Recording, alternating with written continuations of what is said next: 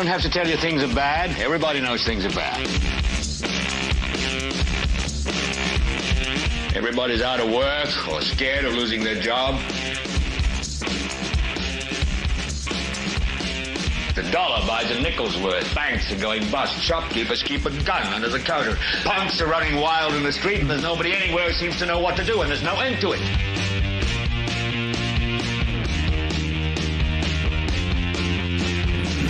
The air is unfit to breathe, and our food is unfit to eat. And we sit watching our TVs while some local newscaster tells us that today we had 15 homicides and 63 violent crimes, as if that's the way it's supposed to be. We know things are bad, worse than bad. It's like everything everywhere is going crazy, so we don't go out anymore.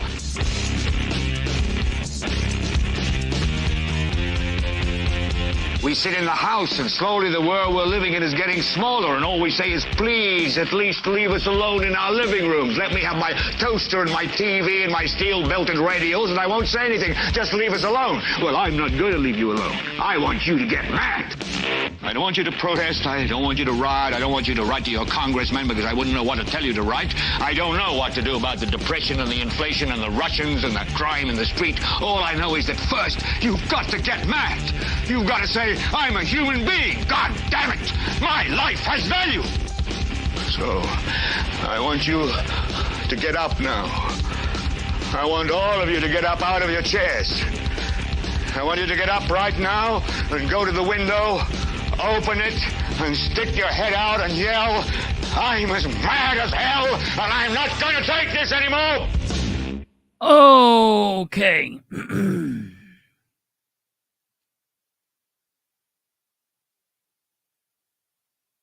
Welcome, ladies and gentlemen. This is the 228th episode of the Political Spotlight. I am your host, Kristopher H. Bilbrey. Of course, as always, Kate is here in the duck, making sure everything is running smoothly. We're running a little bit smoothly, more smoothly than we have been the last, all this week. We still have a small, tiny little audio glitch to work out on my end, but everything else seems to be going well. I hope you guys are having a good night. Sorry for no show last night. I needed to take. Look at that. Look what we've got going on here. Can you hear me?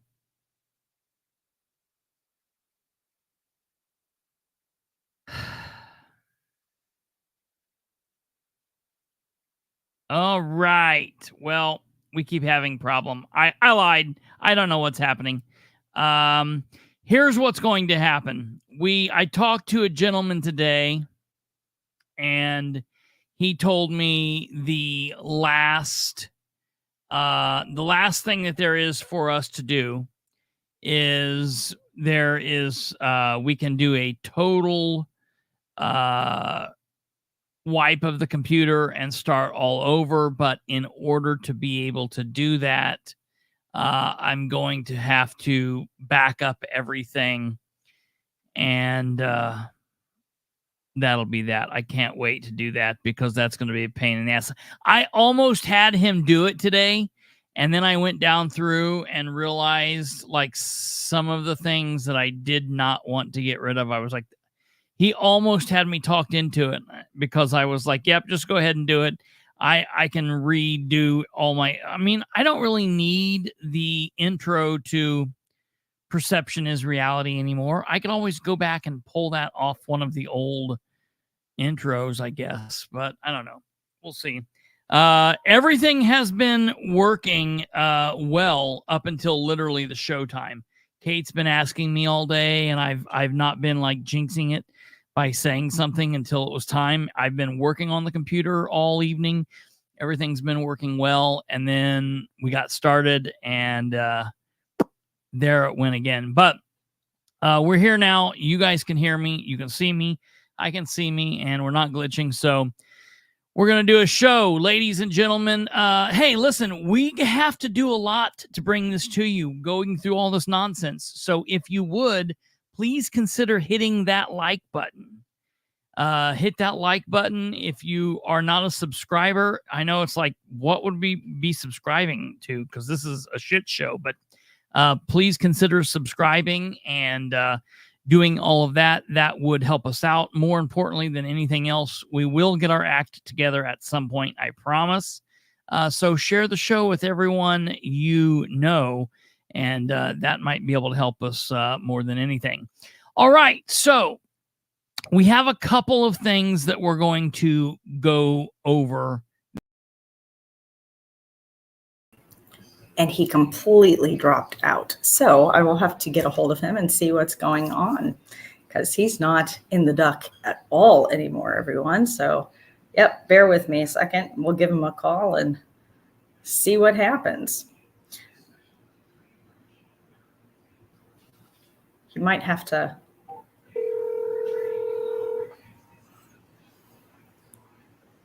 For some reason. Hello? Hello, you're on speakerphone and you left the duck unannounced.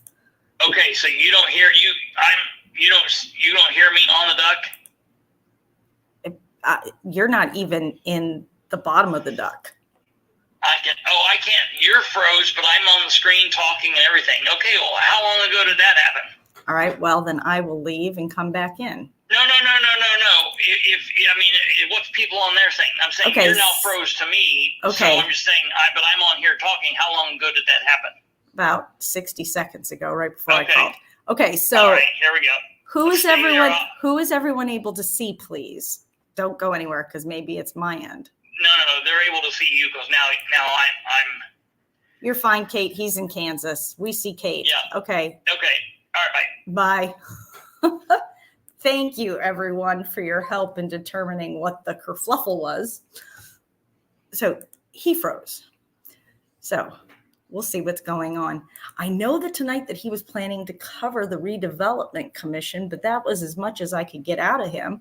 He's not usually terribly forthcoming with me about what he plans to talk about, which is fine because I like the surprise, because, getting pissed off halfway through the show when he mentions something they're doing that's stupid is always, it's as much fun for me as it is for you.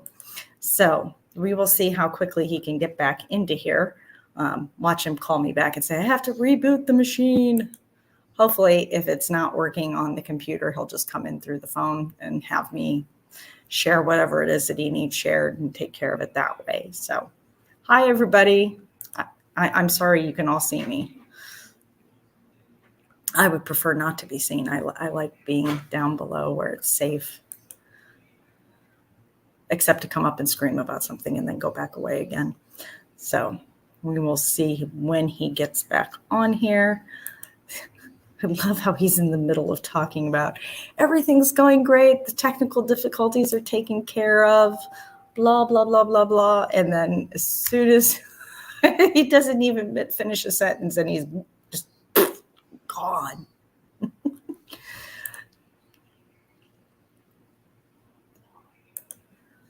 So we'll see if we can get a text update of what's going on. So Kristopher, text message.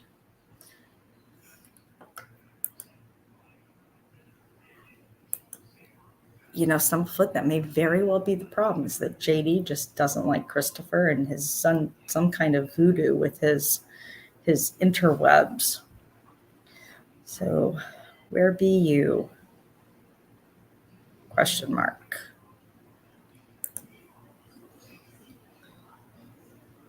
It's the malware. The malware or malware?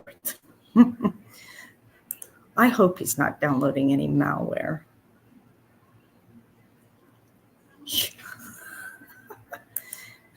Alva, that would be very difficult for him to be doing today because those didn't last. I have children, and when we bake in this house, things disappear quickly, which is fine because I have a 10-year-old who loves to bake, but then I have two other ones who don't care about the baking, but they do enjoy the eating part of things. So nothing in this house manages to last. But we did take some of those homemade rolls and turn them into Käsebrötchen.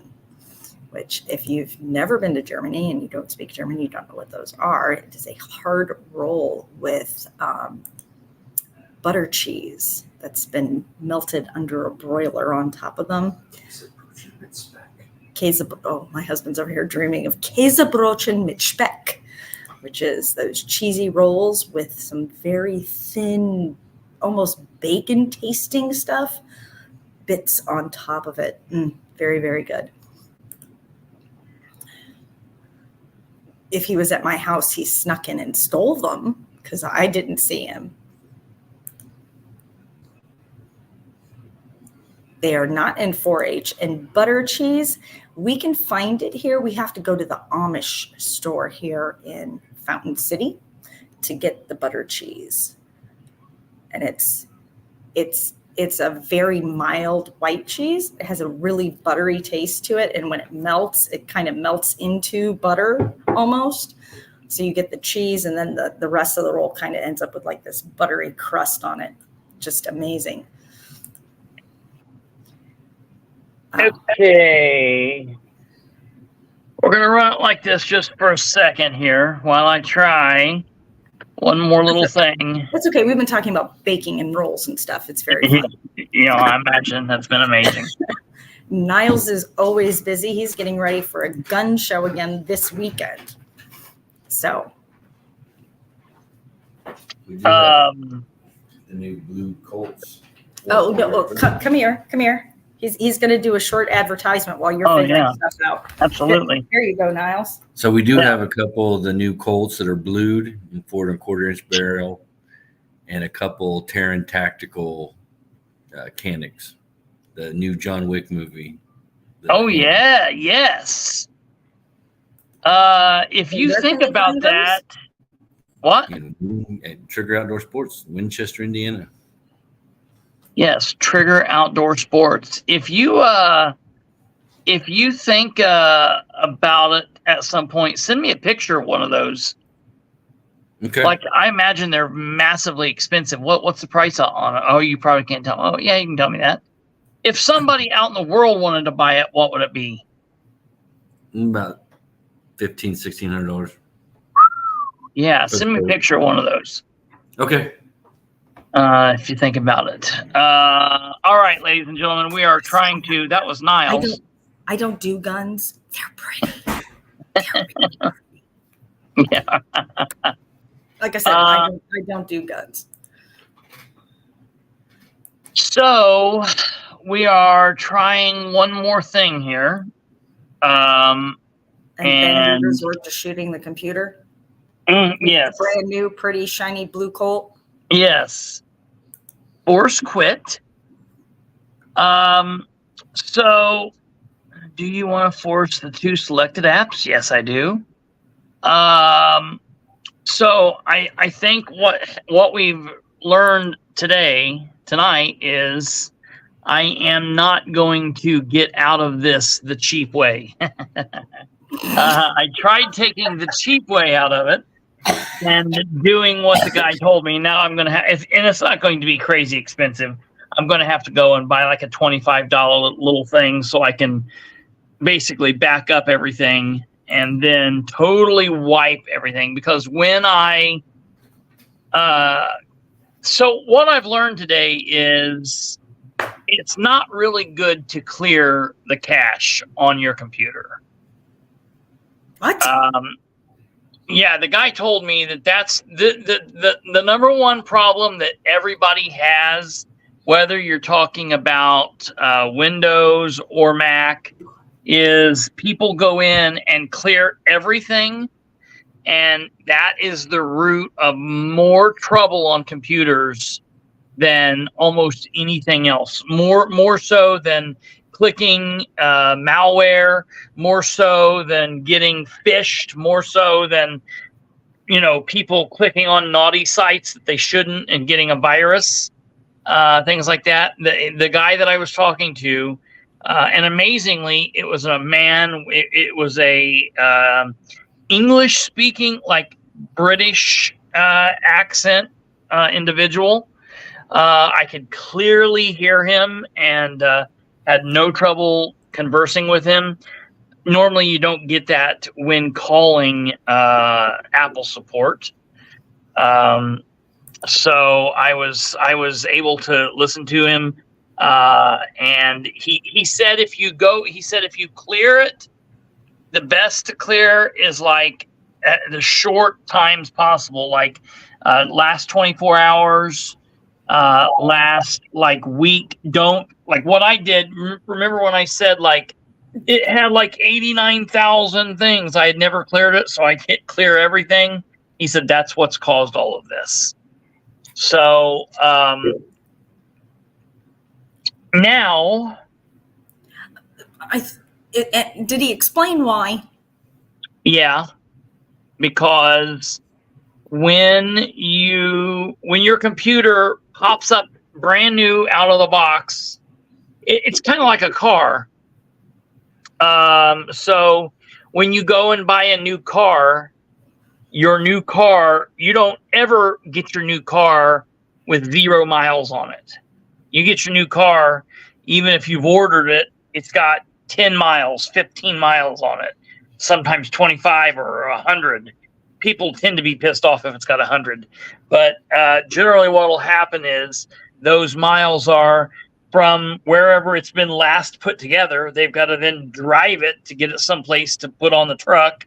They then drive it to the dealership, and then, driving it back and forth on the dealership lot, putting it in this pretty place to store it or this pretty place, or test drives, put miles on it. So you might go get a brand new car, but it has 15 miles on it. Well, when you buy a brand new computer first out of the box that no one has ever touched, it doesn't have 0 cookies, because when they put it together, they went to Apple support, they went to Safari or Google, and so they have that way. When you get your computer and you put it and connect it to whatever search engine you use, when you're doing that, it's already got pathways there. So then it's like when we clear it all out, which is what I did. I went back to like factory setting. Oh, then there's like nothing. There's no pathway to get from where you're at to where you're trying to go. So it makes it much slower. And so basically what it's like, I put diesel in my computer.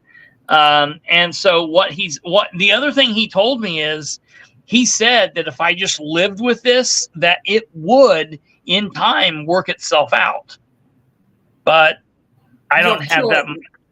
You'll pick it up and bash it against a wall before you. Yeah, I don't have that much time. So the other thing he said we could do is, I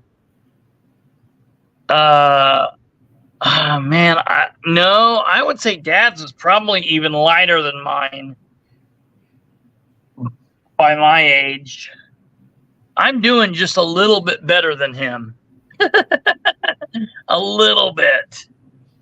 But I'll have to get one and put it side by side. All right, we're gonna try this here.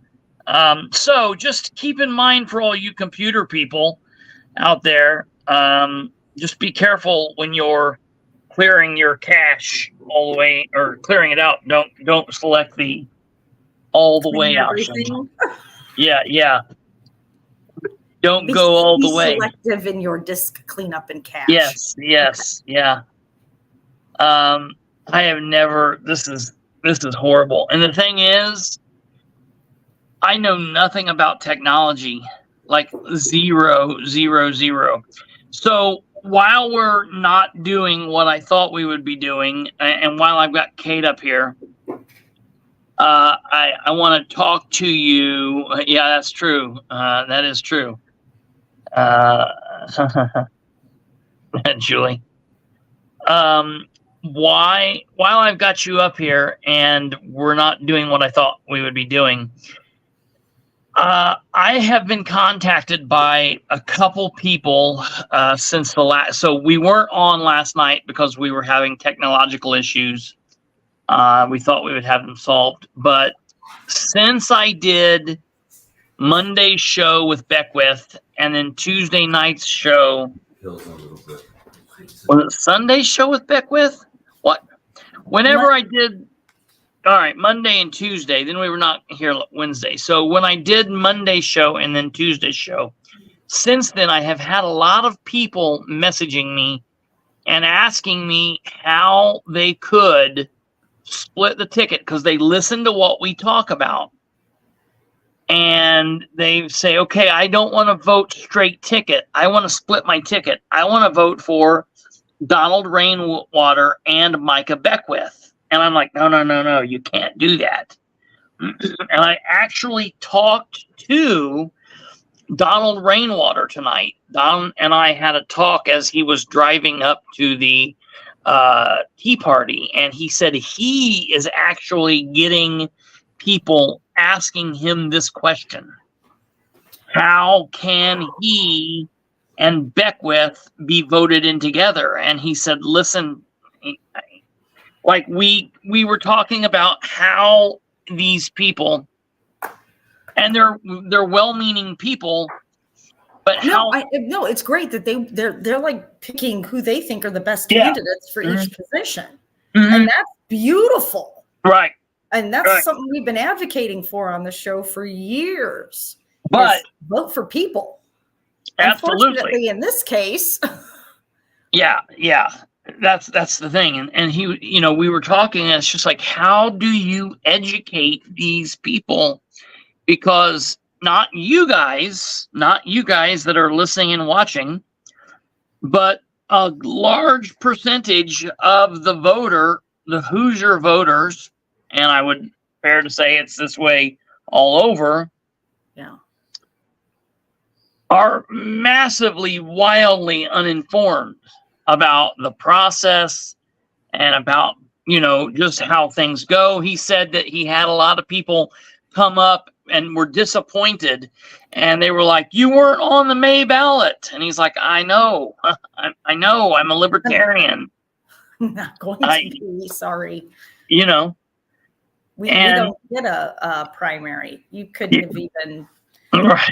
You could. I mean, like you even pulled the wrong ballot to find my name. There was no ballot with my name on it at that point.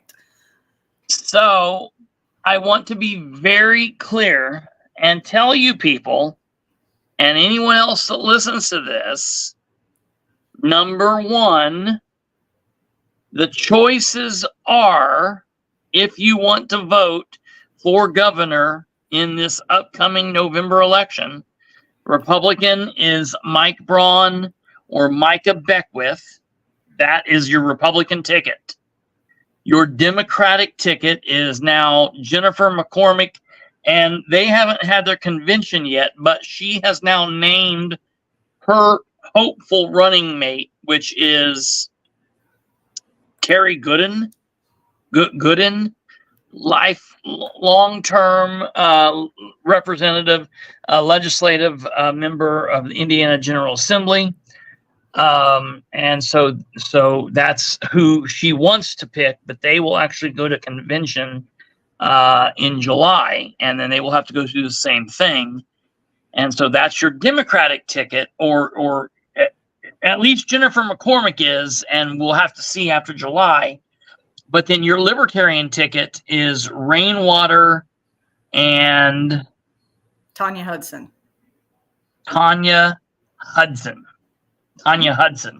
So those are your picks. That is your options. You cannot mix and match those people. You can't take a little bit of Rainwater and a little bit of McCormick and a little bit of Beckwith. You can't do any of that. If you go in, it's like voting for president. So you're right. There's nowhere in the country that you can walk in and say, I want to vote for Joe Biden, and I want the guy that says he's a Republican running with Trump. You can't do that. You can't pick Harrison and Trump. Yes. You're it's the package. Yes. That's the thing. And so it's very important. It's very important that people know that, and that they completely understand that that's the choice. And no, I mean, you can want and wish and hope and dream, but reality is nothing is going to happen other than that. So you're going to have to decide if you want Rainwater for governor, or if you want Lieutenant Governor Beckwith. You have to choose between those two options. And me personally, what does the Lieutenant Governor do? Well, yeah, I mean that there's 26 statutory things in the code that the Lieutenant Governor is supposed to do. One of them is they're the head of the Senate. Yes. Just like the president, the vice president is the president of the Senate. Mm-hmm. So the lieutenant governor would vote if there's a tie in the Senate. If there's a tie in the state Senate, then the lieutenant governor breaks that tie. So we have 50 senators. So if we have 25 vote one way and 25 vote the other, or we have a couple who retire or leave and a couple don't vote, and it's 21-21, whatever the deal is, if there is a tie in the Senate, the because the not vice president, the lieutenant governor then breaks that tie. Right. Yes, soap and water. It's set up like the federal government is. Yes. So, I mean, the lieutenant governor has a small measure of power, but as far as directing policy, can they, they have influence, but they can't do anything. Well, and I'm just going to let you guys know, and this is the problem with politics. It seems like you move ahead a step and then you move back 2 steps.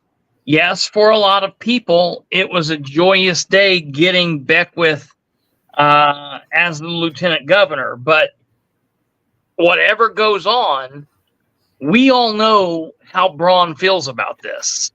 And Beckwith can be loud and speak his mind and speak his voice. But at the end of the day, Beckwith is going to be the number 2 guy in charge. And Braun, to me, does not seem like someone who is... The basic gist of what he said was, Beckwith's either going to fall in line or I'm going to push him out of the way and test. Yeah, right. Now, which, to me, if that's the way it goes, I'm all for Beckwith causing him as much trouble as he can. And if that's so needed. And, Beckwith keeping him in line. But it scares me having Braun, voting for Braun because we think we're going to get Beckwith is, to me, people saying that's a scary vote or a waste of vote. To me, that's a wasted vote. And now I'm hearing a lot of people, a lot of hardcore leftist Democrats are now saying, well, we're mad at Jennifer because she's picked Terry Gooden because he voted against the he voted, I think maybe in favor of the abortion bill, or maybe he wasn't strong enough against it, and he was against gay marriage. And so we have a lot of people on the left that are saying Gooden is not my lieutenant governor. Well, right. They've got the same thing. But the thing is, I don't know that there's someone else stepping up to the plate saying they want to take that on. The other choice other than Gooden is like Bobby Kern, and he's a Fruit Loop. And I've seen headlines that are talking about how a lot of people that she's asked have told her no. Yeah. And that's kind of weird. And look, she's kind of in a scary place because a lot of Democrats accept her because she's smart in a lot of ways and whatever, and they like that she's done this. But a lot of them are very questionable of her because she did flip-flop. She used to be a Republican, and now I would say normally that's not a move you make. Someone jumping from Democrat to Republican, you might be like, oh, maybe they did that just to get elected. But Not in the state of Indiana, not in Indiana, most people don't go the opposite way. They don't go from Republican to Democrat to get elected. That's not really what happens there. So, now we're hearing. So this. So basically, what we have in the two major parties then is a governor and lieutenant governor that people are happy with one and disappointed with the other. Mm-hmm. On both sides. Mm-hmm. So we might be in a perfect storm. Lieutenant Governor Indiana has more statutory duties than other states. Presiding over the state senate is part of the state constitution. There are several other. Absolutely. Like the the agriculture crap. There's a whole list. Well, it was like the what did we say? The man, damn it. This computer thing is killing me. I'm sorry again about the computer shit, but we're going to get there.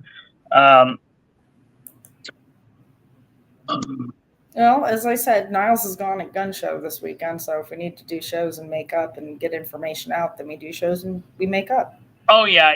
And this is a good conversation anyway to have. It's an important one to have. Absolutely. Janet, is that the plan? Is what the plan?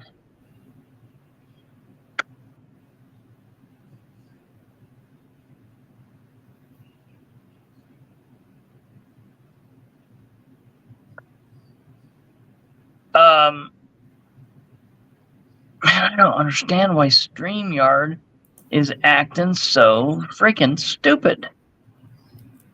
To divide the parties. Very well could be. Well, that's what I'm saying.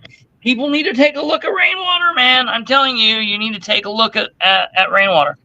I'm hoping that his team is going to start live streaming every event, every town hall, everything he does, because listening to that man tonight talk to that small group of people in Madison County was freaking brilliant. And the people in the crowd had great questions for him. And he's fun to listen to because he's so personable and he's just blunt, honest. Listen. Yes, absolutely.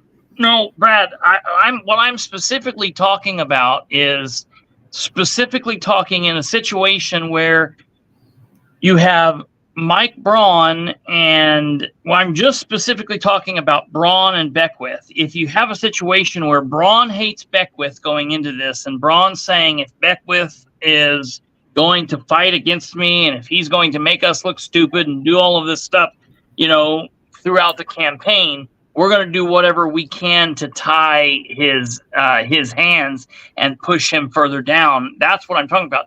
They're going to do whatever. They're the establishment. Beckwith is not the establishment. Republicans. Keep in mind, the Republicans that are in charge are the establishment wing of the Republican Party. Beckwith is on the outside of all of that. They're not going to line up and be like, okay, we're here to take orders from Beckwith. That's what I'm saying. That's Beckwith lining up, and a lot of people liking him and his grassroots support. They like that he's there, but that doesn't mean the establishment Republicans are going to fall in line behind what he's saying. Lieutenant Governor has the statutory duties of the Lieutenant Governor. Has more statutory duties than almost any other such office holder in the country. They run the Department of Agriculture, the Office of Community and Rural Affairs. They oversee tourism, defense development, and small business offices. They serve as the head of the state's counterterrorism and the Security Council. Let's see here.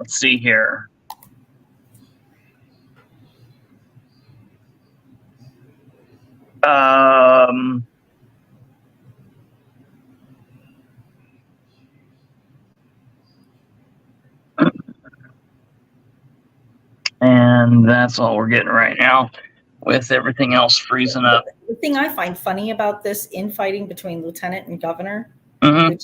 lieutenant governor and governor, Yeah. and this kind of disjointed ticket because they don't agree with each other, is that's the whole reason that we have a constitutional amendment where the president and their running mate have to be the same party now. Yeah, right. So, because we had ended up with, it was Adams and Jefferson, yeah, who were, fundamentally opposed to each other's policies, with one in the main seat and one in the second seat, and nothing got done. yeah, right.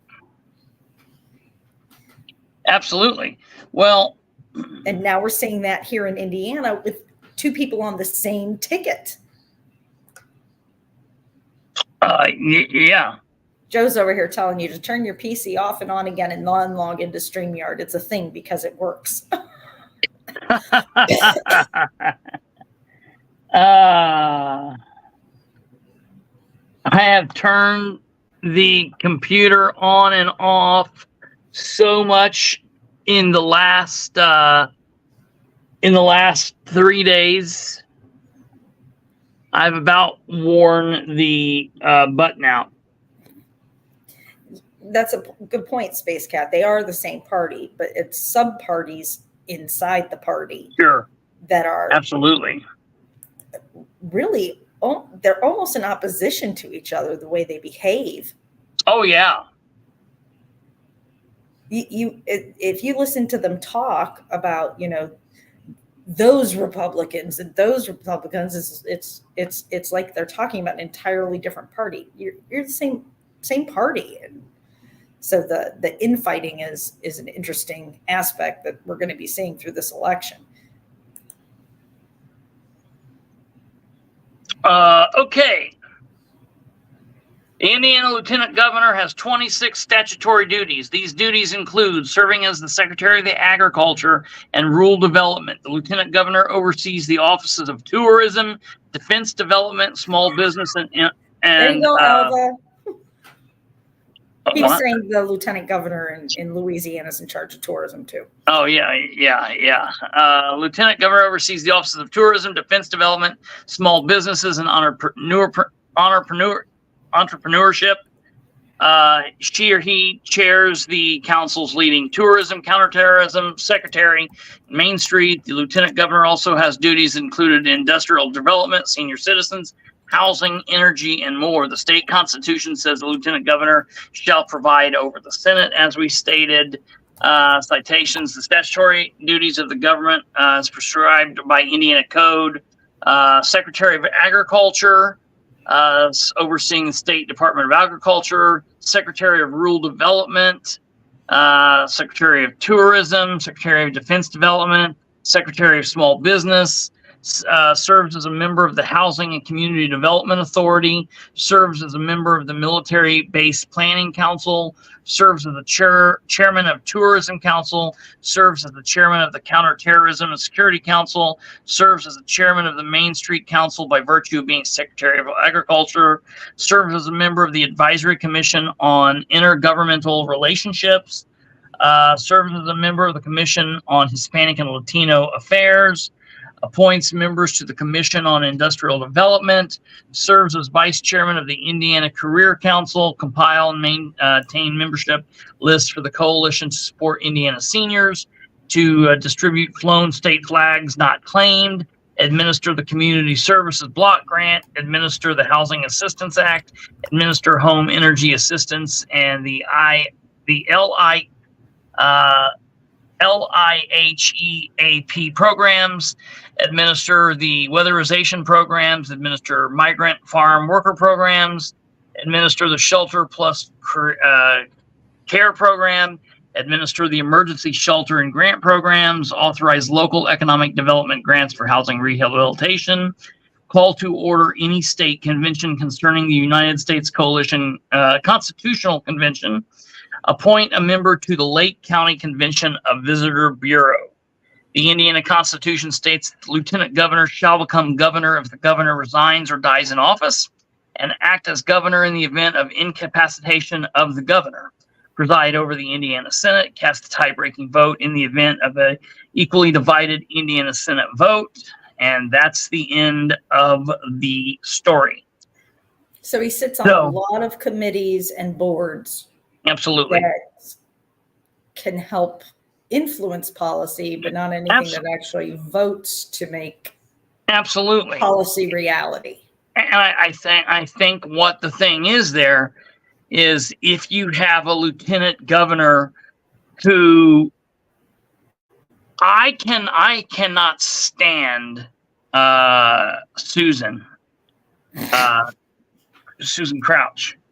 Silent Susan. But as a lot of people have stated, she has been somebody who has been able to at least talk to both people of the establishment and those outside of the establishment. She is a friendly person.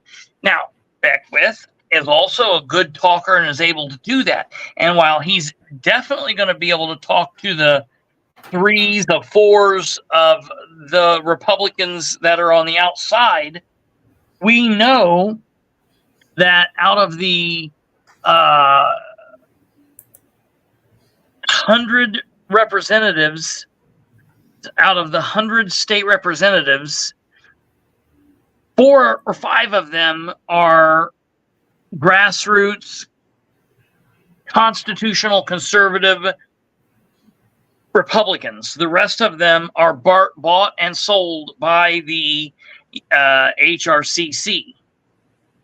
And they are, they're horrible.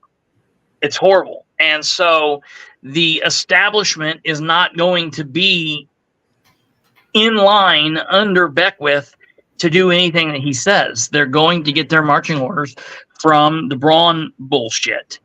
So now if we've got Democrats who are saying we're not happy with Terry Gooden, and like I said, they have not had their convention yet, so I don't know who they're going to put up against him. We're still 3 weeks out from that, aren't we? I don't know when in July it is. July 12th? Yeah, probably, that would make sense to be in the middle. I want to say it's July 12th. Yeah. You know. Are we coming back into StreamYard? Kind of. We shall see. Okay. It's taking me through all the beginning processes. So. Oops. Did you pull something down? Yeah, my yard stakes for my. Oh yeah, I like that. Reminder. Yeah. And if you live in Randolph County, they dropped off 10 of these at my house, and I can get more. So you want one and you need one, and that was me throwing it on top of the steak. Sorry for the racket. PM me, I'll get you a sign. The other ones are yellow. They're different. I have different ones. Okay, we're going to try this now. Oh, look. Never put in one of those. Now let's see if he can pull himself. Hello, Kristopher. Can you hear me? I can hear you. Oh my God. So I always hate when I have to adjust the thumbnail and everything afterwards because shit gets off topic. So I was going to do all that stuff at the end and talk about the rainwater stuff there. So just if it never hurts if you have questions to call and ask somebody, to Google things. If you need help understanding, don't go to the ballot to vote with questions. They're asking you if you can turn your volume up a bit. Really? Are they? Mm-hmm. Check. Can you hear me? It's louder. Let's see what they think. What do you people think? Is it like a lot louder? Not a lot louder, but louder. Is that better, Alva? Check. Well, just keep talking and they'll chime in as you go. That's a bit better, he says. Not a lot. What about now? Oh my. So that's a lot loud. I don't think it's a lot loud. It's just definitely louder. Oh, And Stumblefoot's saying, no, keep your finger off the buttons. That's right. I will share whatever you need shared. yeah, right. Yeah. Which is Redevelopment Commission, correct? Did you freeze? No, I was just going down and listening. Okay, it's louder for you because you got headphones on. All right, no, it sounds good. You got EJAC. You need to go up about 3 more. Are you trying to give me a burst eardrum, man? Check. All right, here we go. So, yes. Redevelopment Commission. Yeah, if you could try to do that, that would be lovely. Thank you for tolerating our technical difficulties and putting up with me, everyone. Yeah. So we will see what happens here. We will see what happens here when Kate gets this pulled up here. Yeah, I will raise my eyebrows for those of you that every so often I'll raise my eyebrows so you will know.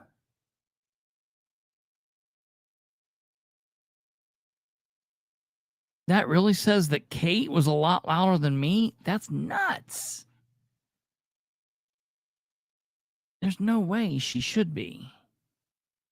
Unless she doesn't have her reduce. Oh, she probably doesn't have her settings in audio, her automatically adjust mic volume set.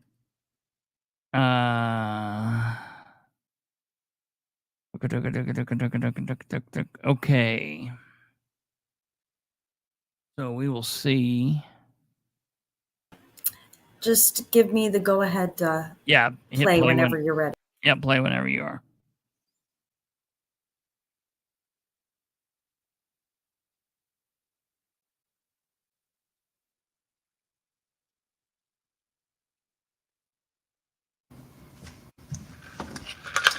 All right, good morning and welcome to the June 20th, 2024 Muncie Redevelopment Commission meeting. We will start this meeting with the call to order. Mr. Bishop? Here. Mr. Dale? Present. Mr. Miller, I'm here. Mr. Probilla? Here. Ms. Wagley? Here. And Mr. Lowe? He's here as well. Okay, we will go ahead and review the agenda. Are there any other items to be added or taken away? Motion to add 836 North Jefferson to the agenda. Okay, motion's on the floor. Do we have a second? Second. Can I ask what that's in regards to? Just kind of an update and talking about procedures and. Okay.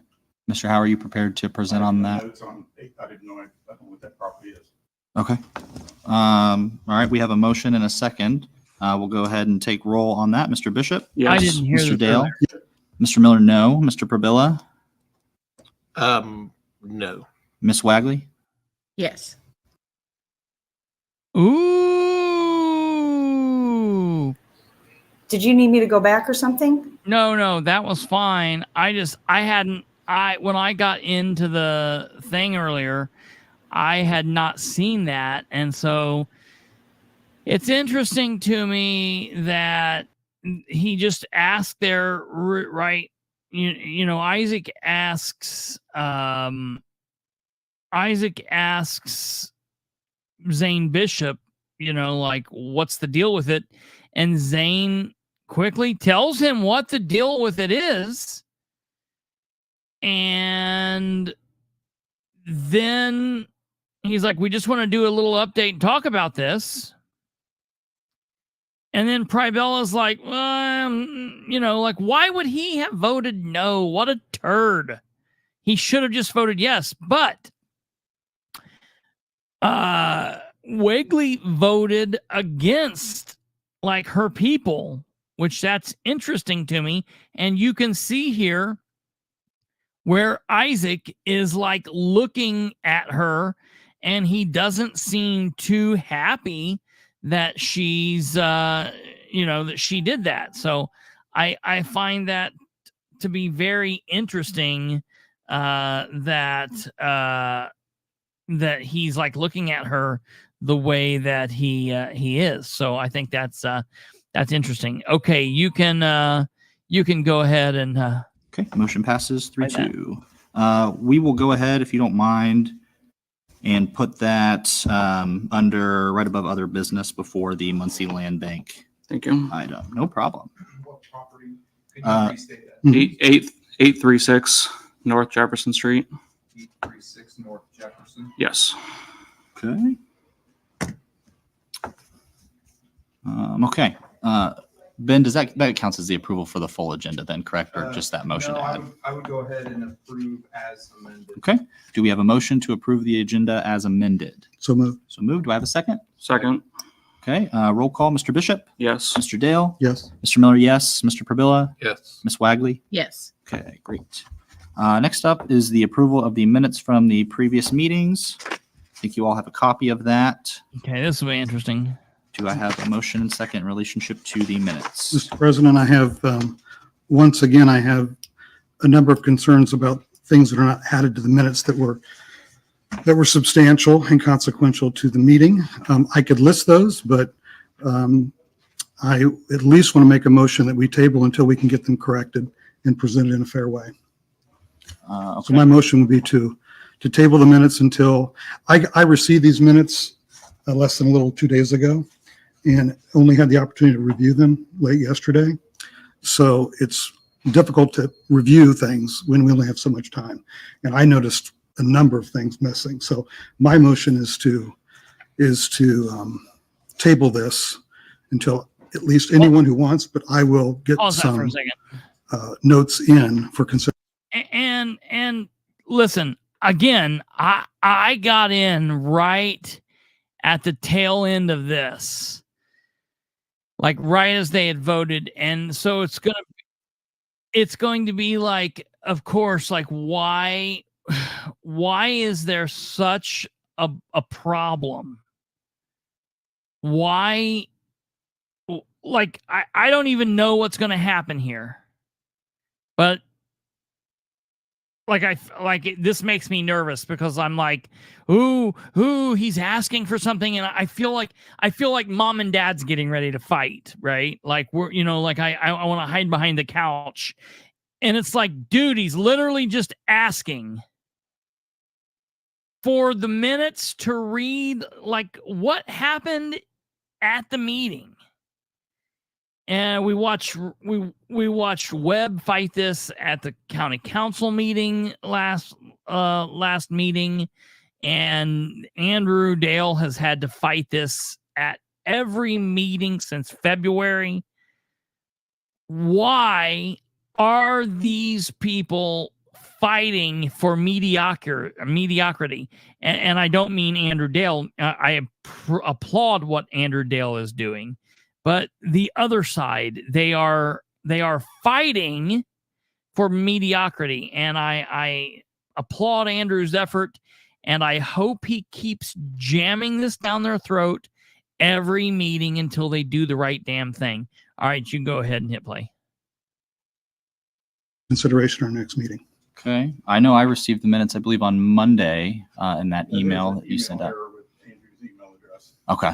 Okay. Okay, so we have a motion then to table the minutes until the July meeting. Does that have a second? Second. Second. Okay, we'll go ahead and take roll. Mr. Bishop, Yes. Mr. Dale, Yes. Mr. Miller, no. Mr. Probilla, Absent. you're abstaining. Abstained, yeah. Okay. Ms. Wagley. No. Okay, 2-2. So no action taken. Do I have a motion to approve the minutes as presented? Make the motion to approve the minutes as presented. Okay, I will second that motion. Mr. Bishop, No. Mr. Dale, No. Mr. Miller, yes. Mr. Probilla, Abstain. Ms. Wagley. Yes. Okay, it's still 2-2. So, Mr. Freeman, what do you suggest we take as action here? Well, with 2-2, no action is taken. So in effect, you don't have to pass the minutes today. Okay. So in effect, you can bring it back up later. Okay, great. We will bring them up again at the July meeting then. And Mr. President, I will submit the notes that I have Okay, that I feel would shore up the minutes to adequately represent what was articulated in the meeting. sure. That would be wonderful. Thank you. We'll move All on right, that's a to win. the All right, claims pause from real Mr. quick. Wright. I think I'm going to be able to take over, and that way, let me see if this works. Did that pop up for you? All right, we'll see if you could just keep yours up in case something stupid happens. It's at 4:27 right now, sir. Okay, thank you much. Thank you much. 4:27. Okay. I here we do go. want to say I'm glad that it got stuck. What did? The vote. Yeah. No action taken. That's brilliant. Yeah, that's excellent. That's a step in the right direction for Mr. Well, and the thing is, that's only, that happened this month because Pribella was absent last month. So, okay, cool. They're going to get the right stuff added in, by July, but then we got to hope that he's absent from here on out. Of course, he's here at this meeting. So next meeting will be screwed up. But yeah, that is Or maybe he'll he'll go repair and vote. I know, man. Well, I'm okay with him not voting because he was not there. No. I mean, maybe next time he'll have a pair and he'll vote with Dale. For the right thing. Yeah. Absolutely. Yeah. So, it's just ridiculous what they do. Okay, here we go. What was articulated in the meeting. Sure, that would be wonderful. Thank you. We'll move on to the claims from Mr. Wright. See you later, Michael. Good morning, Craig. Morning. Sent out the claims Tuesday since City Hall was down yesterday. And we just had a few bond payments in there. And our usual utilities, et cetera. So and ground maintenance with mowing with that, I will open it up to any questions you might have.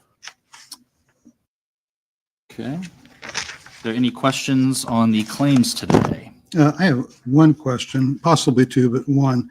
The Garmong payment of $17,800 and change.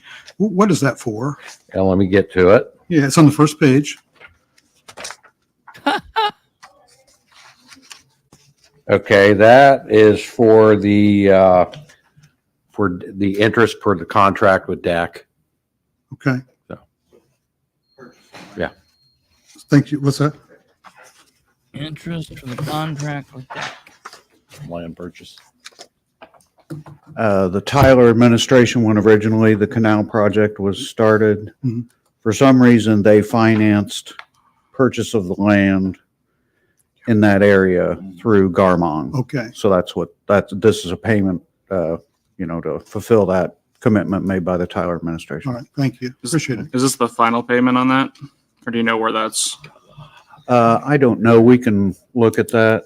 Yes, Cindy. It was, I'm glad you guys had it. came as a surprise to us Yeah. after.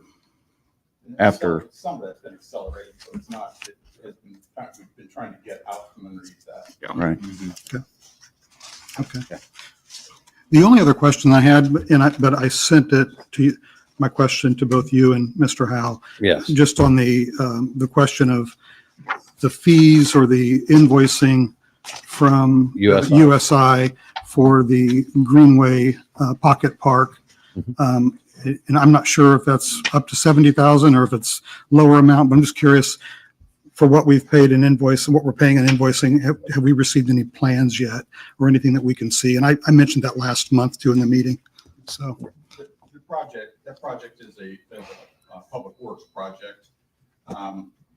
We provided money for a match for Ready, and our payments are for USI to fulfill our match. And so we will have about $48,000 remaining in that, but it is not an MRC project. We just provided some money to support the match for Ready. Ready will be funding that project. I think it's also probably a little bit of an odd label. Obviously, these are claims forms, so the labeling is just not great. But it's not for a actual park that's in existence yet. And there are no, Street work from Yeah. it's just for the street work. To that, where the trail is. Sure. And so it's not for the park, it's for Right. the street work to get there. We're Sure. paying for something that's not in existence. Yeah, my only now. thinking is that we are making a contribution towards that. Are there plans at some point that we'll be able to see? And I think Ms. Wagley said that last month that she's on the committee that oversees some of that. We have- Yeah, I am no longer on that committee. I resigned a couple weeks ago Why'd for you Jeff resign? to be able to take my place on that committee. Oh, I don't really have a lot to add to that committee. you don't So, have a lot to add to any committee. but there's not actually a park. No. No, You it's just have what they're nothing calling it. to It's add land that we to- purchased. But you're talking Hopefully about designs someday. for the street work, right? Is that Yeah, what you're yeah, saying? whatever that I'm just money's for, I'm just curious if we're We gonna, don't have, the MRC doesn't have this, we provided money, we don't have the street plans, but I believe. Yeah, I you did have bring 'em. street Yeah. plans Here, Oh. so. Great. You want to show those, Listen to Craig? this. Listen to this. They've been fighting it. They brought the plans. They brought the plans. If they brought the plans, why not just be like, yeah, we got them. Let's stand up and show them. But they've been arguing for the last 5 to 10 minutes, hoping that Andrew Dale was going to say, oh, okay, that's fine. Let's just not worry about it. No, stand up and just show the damn plans. Ridiculous, man. It shouldn't be like pulling teeth. Your hand on that?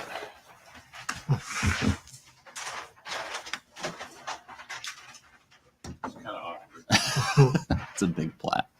Oh, thank God Mr. Shireen is there. I don't mean to be obnoxious because I want to turn it around too so the audience can see. Thank Thank you. well, thank you. That's This is good. This is good to see. I don't think I haven't seen it at least. Oh. And it'd be neat for the public to see it. The MRC saw it when they approved the. I think it was a while ago, right? Yeah, I think we saw it. We saw it Yeah. and it was approved. Mhm. And we saw it when we approved it.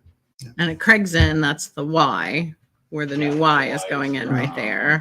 And then this end is the pocket park, which there's not a pocket. That's what they're calling it on the invoice because that's the hopes Of the future. of the future. But there's no park. There's no design for the park. The home of the future. And I believe the plan, if there is a park, that'll end up being a Parks Department project, not Mhm. necessarily an MRC project. We don't know that for sure, but okay. Yeah. Great. Does that answer your question? It does. Thank you very much. Great. It's good to see. Okay. While they roll that up, are there any other questions or comments on the claims today? Okay, seeing none, we'll go ahead and if I can get a motion to approve in a second. Right, Brad. So move. Fifth year Motion of to this approve. Do I have a administration, second for the Tyler claims? Minnick, Second Payments a by Ms. surprise. Wagley.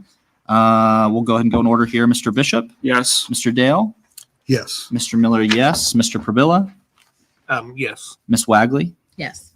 Claims pass 5-0. Thank you. Thank you. All right, we'll move on. Yeah, thank you, Craig. We'll move on to our report from the city with Director Jeff Howe. Space Cat. Okay. First, we'll do the financial. I hear you. I hear you. Thank you.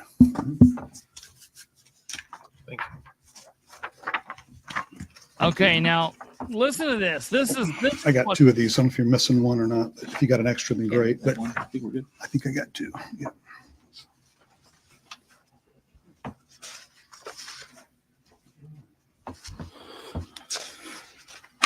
All right. So the first section is the I'm glad you brought that up, Space Cat, because we were going to do it, and then all the stuff happened with the state convention, and we didn't know that Micah was going to be on the other day. So what we'll do is we'll do it. You said you would be open like on Saturday, Kate. I tell you what, make plans on Saturday. Saturday, we will go over the Dan Camp stuff from their little thing that they put up. So I'll put that out. We'll go over that Saturday. Space Cat. We'll go over that Saturday. So Saturday night show at 9 p.m. We will go over that. And there you go. You heard it here, folks. TIFs, those are dollars that are specific to those areas. You can see the numbers in there without going through them in line by line. And then we have other committed, or should say, probably use a different terminology, but other monies we've allocated for other projects. We've got total funds focused of 2.6, almost $2.7 million that we have. Then on the bottom, we have revenue that will come in from store estates, the sports center property, Right. Sportsplex. Have a good We have night. projected revenue, which will be the tax net of debt. And then we have these commitments that have been made. Kilgore Place, 400 store estates for the park. And then the commitment to the village project. That was the remainder of the McKinley Ready match. So we're at 2.5 estimated consolidated TIF funds at the end of the year. All right, I'm going to pause this real quick as he just starts here. This is very important.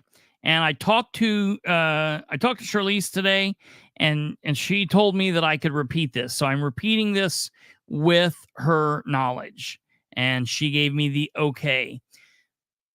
I brought to you guys a couple weeks ago his contract that said that he's getting paid $22,000 a year, and that contract had not been approved by the Board of Works. It had only been signed off by Jeff Howell, and it had only been signed off on by the mayor. And I stated then that I believe that means he is not a full-time economic development director, which the position has been called a economic development director. That's what it's been called in the past, an economic development director. They do not refer to him as the economic development director. They refer to him as the MRC director. And that is kind of a misnomer. The MRC does not have a director. It has a president, which he used to be the MRC president when he was on the board. Now Isaac Miller is the MRC president. So they're calling him this new thing. And I believe that is because nothing has changed from the last 4 years. Dan Ridenour is still running all of the economic development crap. And literally, because they couldn't fit everybody on the board because a new council came in and they appointed Andrew and Bishop. So what they've done is they wanted to keep him around in some capacity. So they considered him to be this MRC director, and he is essentially getting paid to read Dan's notes. Remember, Dan Ridenour used to come and present this to the MRC. You noticed since this guy's been in this position, Dan doesn't come anymore. So Dan does all of the work that he's always done. He's the one that's moving and shaking. And then this guy is basically getting paid because everyone said, well, wait a minute, $22,000, that's nothing. He's not getting paid anything.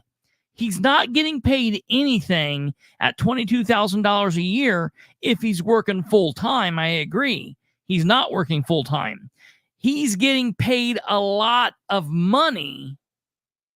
He's getting paid a lot of money to be a part-time attending a meeting once every 12 meetings a year and putting up with Andrew Dale and Zane Bishop. And Kate said it right there. Dan was not going to put himself in a position. That's it right there. Kate said it. Dan was not going to put himself in a position where Dan was in a pissing match with Andrew Dale. That's what Jeff is there to do. Jeff is there to be his shield between Andrew and Dan.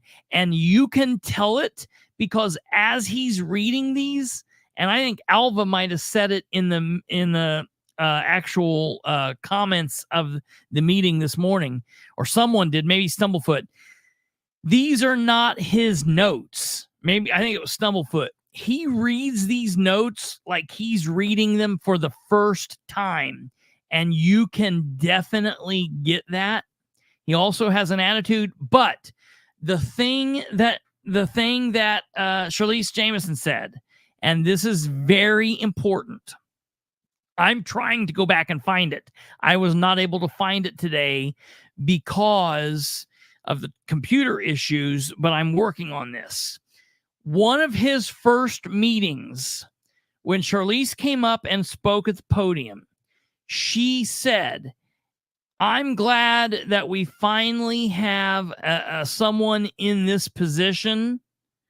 I'm glad that we don't have the mayor doing this. I'm glad we have someone that is a full-time director here.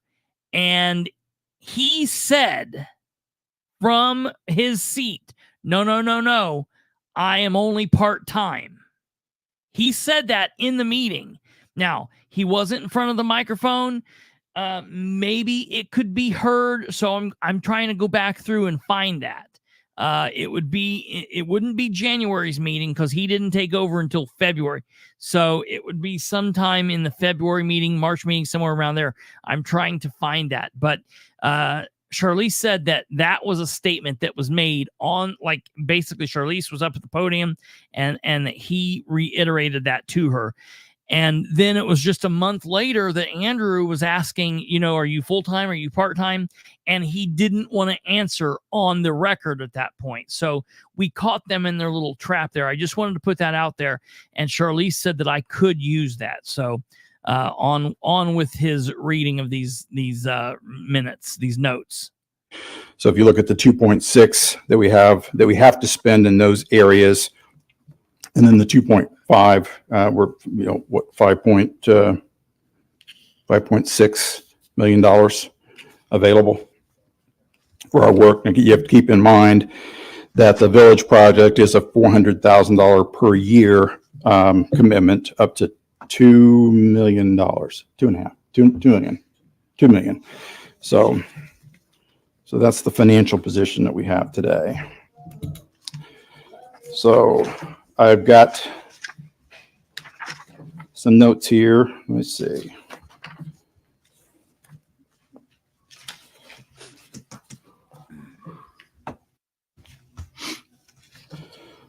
Okay. I wanted to start the update by a couple of things. I was pretty disappointed when I was advised to look at the city council meeting from a couple of weeks ago, and the presentation to me suggested a real lack of understanding of the commission activities and accomplishments. When some of the city council members expressed that nothing's happening. All right, I got to start this off here. They were riding our voters, Lenny. I have to say this. He's talking about last council meeting that happened just a couple weeks ago, where the council asked Zane Bishop to get up and present kind of like hey, what's been happening on the MRC board. Keep in mind that Zane Bishop and Andrew Dale are the council appointees. Keep in mind that Jeff Howell is the Ridenhour appointee. As the administrative appointee, wouldn't you think that he would be there at the meeting in case something would be needed of him? He's talking. First of all, you notice he wasn't at the meeting because he wasn't there. I know he wasn't there. Number two, he wasn't even watching the meeting live. He got called to his attention. Hey, you need to see what was said.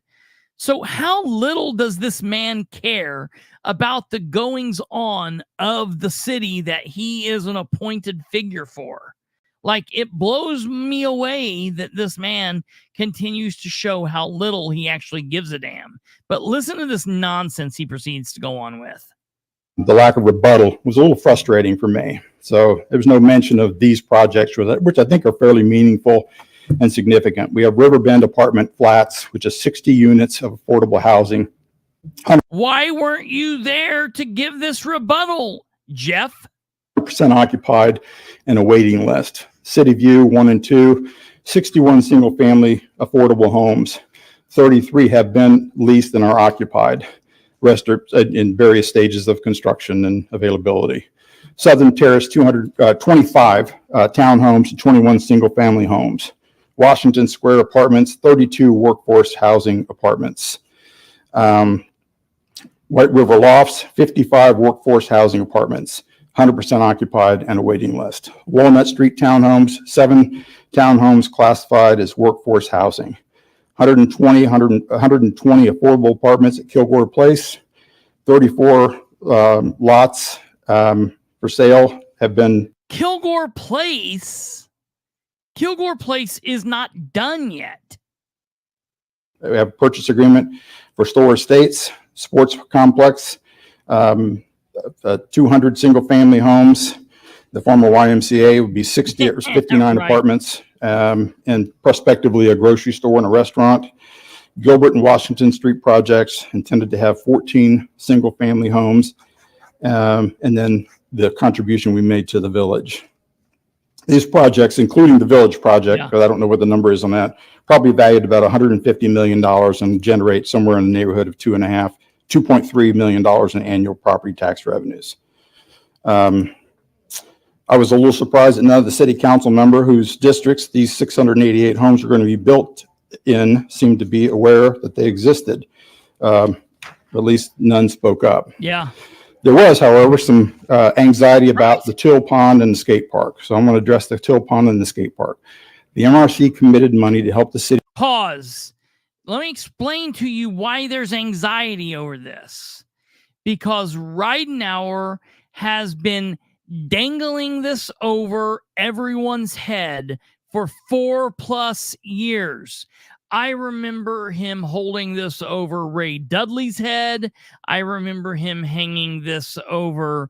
He's mentioned this to Brandon Garrett on numerous occasions. He's beat Jeff Robinson up over this. He bullied them into approving a bond with a whole bunch of different projects built into it, so he could pay another $600,000 to Brick Red Systems for some project that's never going to get off the ground down at the markets on Madison Street. And it was the Till Pond. No wonder everybody's like, what the hell's going on with the Till Pond? The same thing with the skate park. Now, I know they're moving along with the skate park, but look, man, like for real, this dude acts like he's got such a hard on for the people asking questions, and he couldn't even bring himself to be at the damn meeting to combat this himself. Nothing stops him from walking into a Muncie City Council meeting at 7 p.m. on the first Monday of each month. Nothing stops him from doing that. Jeff, I want to see you at the next council meeting. I want to hear you come and combat this at the council meeting. I'd like to hear that. City developed the area surrounding the pond. It's not an MRC project, but we committed money. The money's committed with the hope of winning a state grant that would pay for a significant part of the work. That grant has been awarded. It's over $300,000, some odd number, along with money from other city funds. The next step is putting together the bid packet. I have asked to help do the bid packet. It's not an MRC project, but I'm going to need to know how to do that, and it's a pretty good project for me to understand what needs to be done on that, because I thought you were a guru. It is fishing hole. And we get it done, when it's done. So there's a bit of a learning curve there, but we're working through it. Keep in mind the pond. He did, Jackie. That's what Jeff is saying. He did do that. That's what Jeff is mad about. Jeff and Isaac here in a moment are going to talk about how just outraged they are that Isaac's like, I was Shouldn't even a this council be member. being addressed to the council, though? Yeah, right. These are the questions that the council had because the MRC representatives weren't able to provide it. He doesn't need to come here and bitch. Oh yeah, He right. needs to go to the council and explain. Okay, he didn't have a full understanding. He's new on the board. This is what's been going on. Yeah, but he doesn't know how to put together a bid packet. Oh, that speaks volumes. Sure. Look what Brad King's saying here.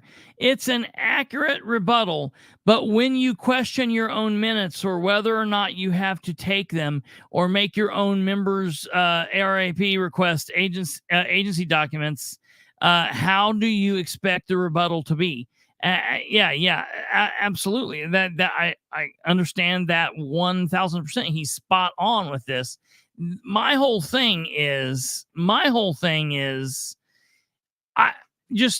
nothing stops this man or Isaac or Shireen or Pribella from going to the council meeting and speaking during the other business at the end of the meeting, just like everybody else. Hell, they're all part of city government. I imagine if they would get with someone, they could even be put on the agenda. It's not that hard, but that would require some communication, some forethought, some planning. Is no more of an MRC project than the village project. So we help fund it. We're not building it, nor will we own it. When it's complete, it will be part of the city parks. The skate park, because Westside Park is in a flood zone, which state permitting was required to move forward. As it turns out, that's a 6 or 7 month process. We are through that process. The project has been bid, the contractor has been selected, and the contractor is scheduling the work at the availability of their crew. So we all have no input on when that starts, but they will get it scheduled. So these projects are definitely going to add to the quality of place for Muncie. But keep in mind, unlike the 688 homes that I just mentioned, they will be part of the public parks and are not going to project any property tax. So I'm hopeful if there's opportunity for members from the commission to speak in front of a group about the work that you do. What? They're not going to do that. They're not going to pour in any money and do all of that. So maybe that's the reason people question it, because you know what? We keep dumping money into a hole that's never going to give back. Ridenhour's been doing that now for all through his first term. That's, I think, the reason people are questioning this. And I do, that they won't overlook our successes. And I would also suggest that it would be good to urge people to maintain a long-term vision that's required in the work that we do. These things take time. We have a checklist of 1 to 1,000 things that have to happen for a project to happen. Some things were at step 1. We'll talk about those here in a little bit. Some things will move along, but there are things that we can control. There are a lot of things we can't control. There's always a pipeline. You have to get things into a pipeline, and depending on the project, the pipe is 10 feet long or it's 1,000 miles long, and it just takes time to get there. So as we move forward, if you have the opportunity, please help people understand long projects take time, and but they're the right kind of projects that we think will help build a stronger community for us to live in. He's mad. Reading this mad. Yeah, Mr. Howe, I know I've voiced frustration from this spot before with city council members who either, don't watch the live stream or apparently don't show up because there's. Well, he did, and I specifically remember. I just watched this not too long ago when Isaac did this, and he made a fool of himself when he did it back then because he was talking about things that he knew nothing about, and he made himself look like an ass when he did it back then. And what he's getting ready again here to make himself look like an ass. And I'm gonna here we go. None of them here today, nor have there been. None of them here today because it's 9 o'clock in the morning. Maybe if you held this meeting at a more appropriate time when other people could be there. Look, I know they hold it there because that's when the city works, yada, yada, yada. That's the push. You get the push and pull. I know that Jeff Robinson watched every single one of these meetings. He still does. He comments on them. When he was on the council, he watched every single one. Was he in attendance at the meetings? No, but isn't this what you guys tell everybody about why you don't need to move the meetings into the evenings? Because people can watch them online? That's right. How can anybody know anything about them when they don't openly share records? They don't share records with their own members. I'm sure that extends to the council members. They're not going to share shit to. They definitely don't share shit to the public. But he goes on. Isaac goes on here to be even more ignorant. And for the last 4 years that I've been on this commission, but I found the comments from council a little obnoxious. And again, I don't know if it's a misunderstanding. I've only had I find Isaac a little obnoxious. One of the 9 council members ever reach out to me about MRC business. Maybe that's because nobody on the council, on the older council or this new council, really takes you very serious as far as that's concerned. They would reach out to Andrew Dale, or they would reach out to Zane Bishop, or the Ridenhour folks. I know you're part of the Ridenhour folks, but listen, let's be frank. The Ridenhour people are going to reach out to Shireen before they reach out to you. You're the bottom of the food chain, dude. No one's going to reach out to you, bro. So I don't know what the problem is. Mr. President, I have a comment to make. Yeah, I'm not done yet. That's fine, but when you're done, I'd like to make a comment. That's fine. I'll let you go next. God. So that's frustrating. I feel like every member of this commission, I know all 5 of us are reachable people. And so maybe they're just reaching out to other members and not me, and that's fine. But found I'm going to cry about it. The comments be a little obnoxious. And then beyond that, you mentioned the skate park funding. I voiced a lot of frustration when we first funded parks in this way. I'm glad it's worked out. It's worked out better than I anticipated. I'm thankful for that. The skate park itself has been frustrating. Not necessarily just because of the permitting and things of that issue, but because there was significant fundraising efforts that were promised in cohesion to us funding this. And those have not come to fruition at all, to my knowledge. Someone may know more than I do, and that's fine. But so I don't know who's heading that up. I think I was told there were council members who were going to head that up, or there were individuals that were going to do that. And we've not seen any of those efforts come to fruition, which is pretty frustrating when we put in $220,000 of MRC funding into that park specifically to make it an asset for the community. I'm excited about that. I was a skater guy in college, can't anymore because I'm getting too old for that. But nonetheless, that's my frustration with it. So to Avril Lavigne. That's all I have to say on that. Go ahead, Mr. Dale. Yeah, I think if there's frustration, well, first of all, Zane and I, being appointed by City Council, we will brief them and inform them on a consistent basis because we were appointed by them, in which they were elected by the citizens. So we'll take that opportunity to do our best. Isaac was appointed by the council. Nothing stopped him from going to the council. Hell, there was even like a 3-month period where he was a council member. And he didn't even take the opportunity at that point to do anything MRC related. Like, I think it's ridiculous that he would throw a fit about this the way that he has. And to fairly articulate how we feel progress is, but I've just got a few points I'll make. I'll make them very briefly. I think if there's a concern with City Council not understanding what's going on, I would highly endeavor Mr. Howell, the mayor, Isaac, yourself, to find a way to communicate with them highly effectively. Maybe come to their meetings, brief them from time to time on projects, because I hear from them on a regular basis, not just one member, but a few members of council. So just a suggestion that I would go to council and present on some of these things and let people know what's going on. Nothing stops them from going to the damn meeting. That blows me away. And all of the low-income housing tax credit projects you mentioned, we participated in, but those were done by entities, by developers. So we're participating by a financial injection. That's all we're doing. That's what we do. That's our job. I understand. I understand. Sums up our goal. I understand, You don't but those understand what projects you're are doing. brought to us.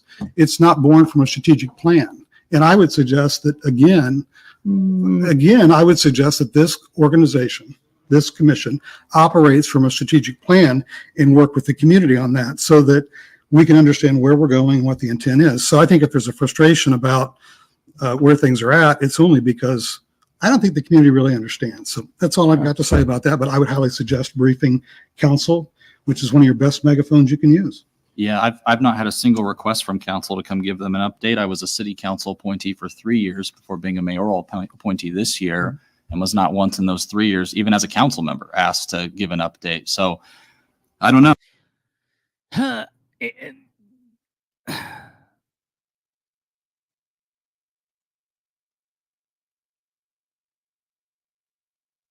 I don't even know what to say on that. Oh, maybe they just decided to ask this year. That must be a new policy Yeah, that I he's wasn't aware of. fairly young. Congrats, I guess. I don't know. Go to the damn but, meeting. You guys can give your update, and hopefully it's accurate. You can get Well, your again, I would update. suggest that you do that as well, because I think it's I'd be in your happy. interest. I would be Well, happy. invite yourself to do it then. Yeah, I'm not gonna. Be proactive. Yeah, I'm sure. I'm just not the showboat type. That's just not what I do. And That's listen to me. Listen to me. I've got to read this. I think there should be 2 citizens appointed to the MRC. I think Charlize, that would be a wonderful idea. I think that would be a fantastic idea. That would make it a 7-member board. There would be nothing wrong with that. I think that would be fantastic. And I have to read a comment by former counselor Jeff Robinson that he put shortly after this, and I think it's very, very, very important. Let me find this here. I want to read this. It's I very, very much agree with him. He says, "I truly hope would-be developers don't watch these meetings." I'm going to say that again. Jeff Robinson, former Muncie City Councilor, says, "I truly hope would-be developers don't watch these meetings. The pettiness is embarrassing and not a good look for our community." And I could not agree with that more. Everything that he's just done. So he's saying he's upset that he's not got a personal invitation. He would like to address the council. He's been sitting up here showboating for the last 10 minutes, but he doesn't want to invite himself. He as a former counselor doesn't understand how public comments work, or he doesn't think that he could contact. Look, he can't contact Dale Basham. I know Dale would take a phone call from him. He might not take a phone call from me, but he'll take a phone call from Isaac. Dale would call him up. Business Salvy's got a good point here. Not the type to go a little above or a little beyond. Absolutely. 1000%. I feel embarrassed sometimes myself. Yeah. Very, very crazy. All right, here, let's go on. And if council wants to invite me to do that, I would be happy to, but I would if be an not, informative type if I were you. I'm sure. But yeah, they haven't invited me, so I haven't heard anything from them. So that's all I know. Mr. Howe? Okay. If I may, Sorry, Mr. Bishop. I appreciate the update. My goal of the report was not to be exhaustive, but to provide a report of the business that's been before us for the past 4 or 5 months that I've been on this commission. I did forget about the LIHTC projects that the MRC's funding, and I know a lot of work happened in the December and January meetings before I was appointed. And I think I tried to be objective as possible. I pointed out that there's a lot of long-term projects, and that I wasn't privy to a lot of the more historical information, but appreciate your update. All right. Today's updates are going to be concise. We have limited activity on most of the projects that discussed at the last meeting. So as a heads up, last month I provided some updates on some things that really weren't MRC projects and probably distracted us from some things that certainly ate up some time and caused some debate that really wasn't MRC work. So I'm going to try to be more forward-looking in the future and would ask you guys to do the same. I think we're going to be much more productive if we're looking out the windshield than the rearview mirror. Now, I did want you to know that the 620 and 640 North Walnut Street, that we have had a number of discussions because we do get phone calls. Private people will buy these properties and they'll do what they do with them, but they call us to ask us to see if we can connect them to folks. And that that's all we'll do is make connections. Some of those things will evolve into other and more intricate involvement. But on the 620, say we're no longer pursuing the property through the option, but it does continue to attract interest. Yes. The one developer that I introduced to the owner, the negotiations between them kind of fell through and has not moved forward. I've gotten suggestions, I've gotten conversations and suggestions ranging from convenience stores to vape shops to tattoo parlors. There was a retailer as well. I have not made any further introductions because I personally I'm not looking for that kind of thing to happen in the neighborhood. They'll have to seek out the owner on their own. The market does have a way of looking out for the market's best interest. So we'll see what happens with that. High Street Plaza, which is the point over here. I call it the High Street Plaza because when Mr. Lowe and I were hanging out at the Owl Drug Store back in the late 70s, it was the High Street Plaza. But the mayor and I have met. Again, I want people to understand these are conversations. These are things that are happening. In some cases, we're on step 1 of 1,000. And in other cases, we are on step 1, and that'll be the end of our involvement. But we have had some conversation with developers, discuss the prospects for the property. We've introduced a potential anchor tenant, which probably would really expedite that project if they can come together and make that work. We have an update on that probably sometime next week about how that's going. Again, it's an introduction. We'll get them involved with each other and see if it makes sense for them.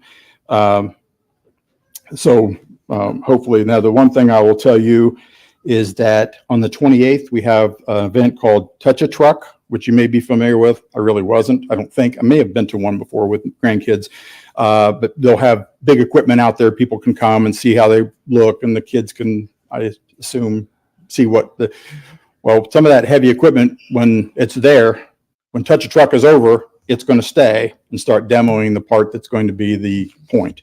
So the day after the 28th or sometime very near after the 28th, they will start doing the demo there. We had a call and toured 5 sites for a possible restaurateur that's maybe looking at coming into Muncie. Oh, listen to this. It's confidential who they are. None of the properties that we've introduced them to or we've shown them belong to us. We've introduced them to landlords. We've introduced them to realtors that represent landlords. They'll figure out whether it fits. They'll figure out whether they can make a deal that makes sense for them, and it'll either come or it won't come. But they are interested, and they really want to be near the downtown. We also toured a couple of properties with an accounting firm that is using a number of Ball State students as interns and looking at whether having a location here might be helpful for them because their kids are now young people are having to commute to Carmel. And so there may be a possibility of something happening there. Again, we It'll don't own the happen or it properties. won't. We make the introductions. They'll strike a deal or they won't strike a deal, and it will or will not happen. If it does happen, it could be anywhere from 15 to 20 people that might this likewise guy for real? go down and It'll happen or it won't. maybe buying your lunch here, and Well, then I guess that's better than Dana. This is hopefully, definitely going to happen. consume some of the If he was any more that ambiguous. might be built here at some point in the future. Right. Other developments, very, very brief, been involved in a number of discussions about the new downtown hotel, and see if we can connect some folks on that. We've had a conversation about some additional affordable housing units. And then there's another large development that's multi-use.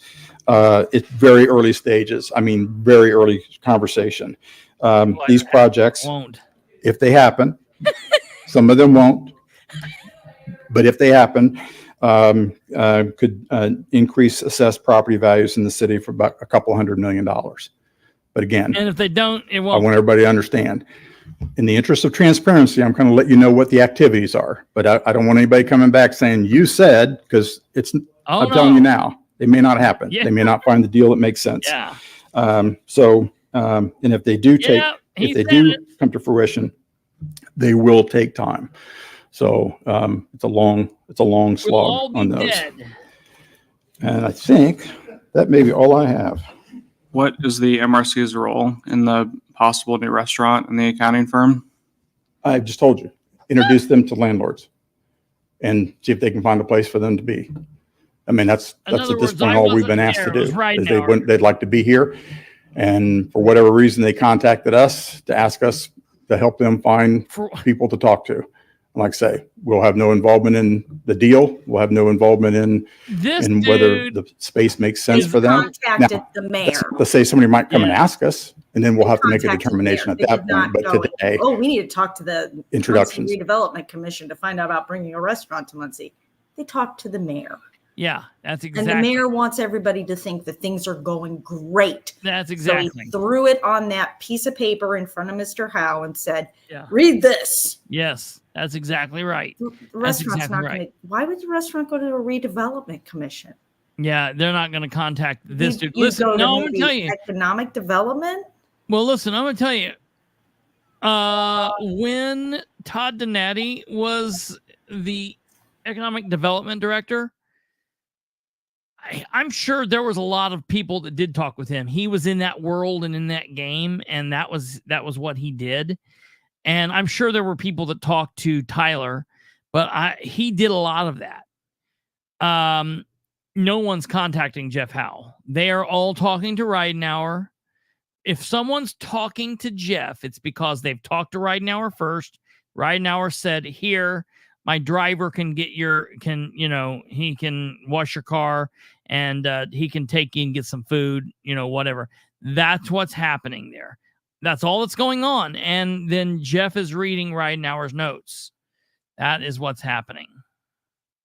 The city should be in the thick of it all, absolutely, and it shouldn't be like, well, maybe it will, maybe it won't. I don't know. We'll know. We won't know because we'll all be dead. It's going to take so long. We're the journey of a billion million steps starts with the first step, and that's what we're on now. So there's not been any discussion of funding, land, anything of that nature no, yet. but I can't tell you there won't be. Sure. But there hasn't been. Sure. Yeah. Okay. Thank you. Okay, Mr. Howe, if you're done, I'm going to move on to 836 North Jefferson Street. Mr. Bishop, if you want to take the lead on that item. Yeah, I guess first, as a refresher, this is the property that the MRC, it's a vacant lot in McKinley. The MRC conditionally approved the transfer to an abutting landowner last month on the condition that owner, just pay out the taxes that were past due. I didn't know first if there was an update on that. Oh, I didn't realize that was the property. I have not heard anything back from him. Okay. No, Okay. never The approval of that deal was conditional on him paying his taxes, though, correct? If I remember Yes. right. In the back, in the rears, yeah. Mhm. Okay, that's good. I mean, somewhat of a discussion about this property, somewhat about MRC processes from, or basically I was contacted about another neighbor for the property that had previously shown interest, but told it wasn't available. I don't know whether or not we want to rehash that. I don't know. I don't have access to the records that I had when I worked for the MRC. My recollection was that that neighbor probably did contact me. I think for both administrations, and I think the response both times was that it was not available as part of a development. But since, I mean, with a lot of the properties that the MRC owns, you know, we're, for the most part, we're several years out of the initial offering to the public or to the abutting landowners, however it was made.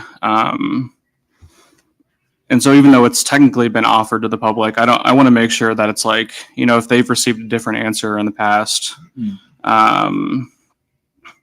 that, you know, there's a, you know, fair opportunity or, you know, an opportunity to split the lot. I mean, these are only like, you know, single city lots. I don't know what the interest is in the rest of the lots.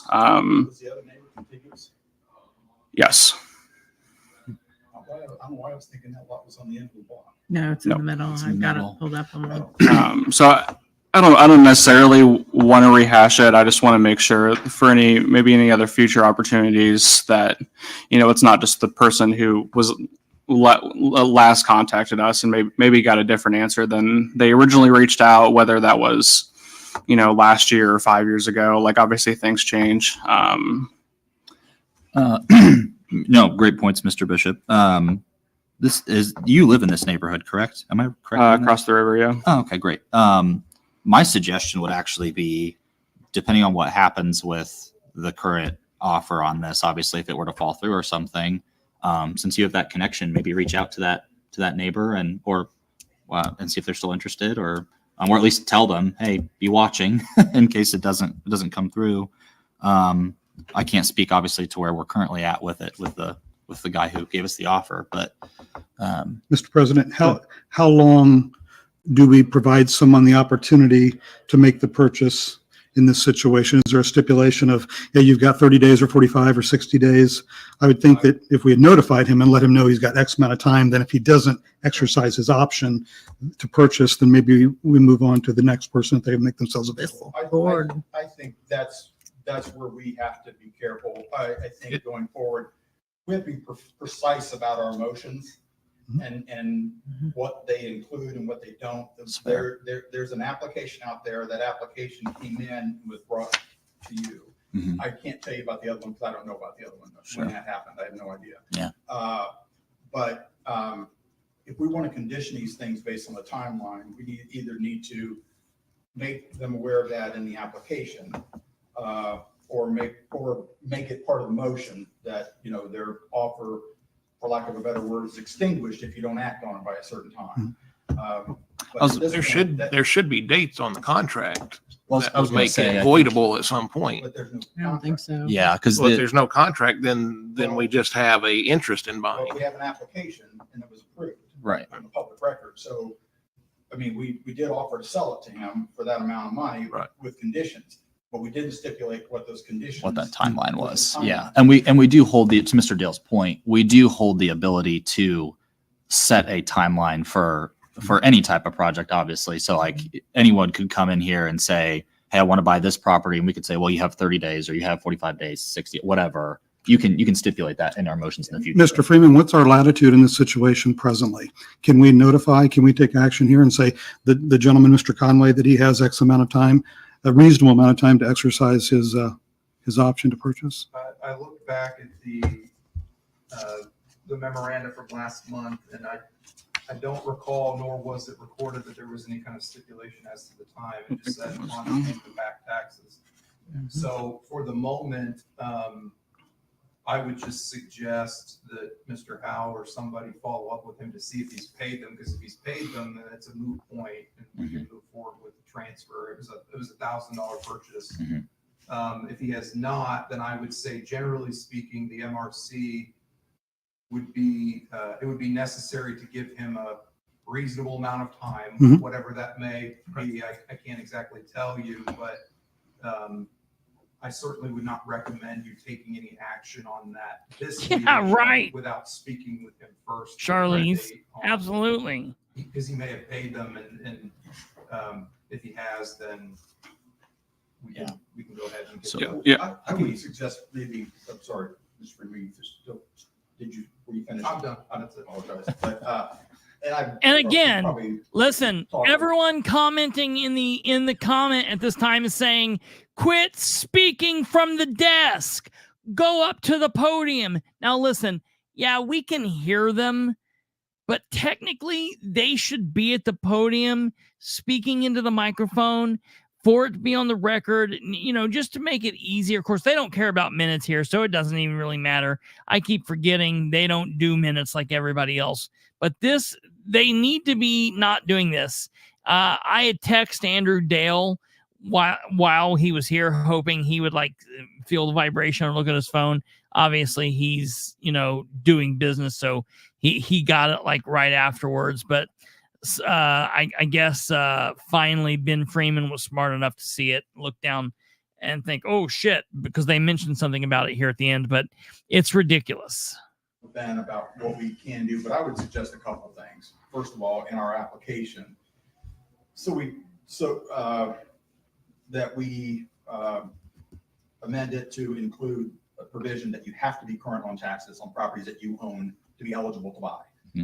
That way they know when they come in that's a condition to do that. Also, maybe that you have so many days from the time of the approval, which would be the board meeting, to be able to act on that and conclude the transaction, unless it gets held up by the city for whatever reason, title work, or whatever it could be, right?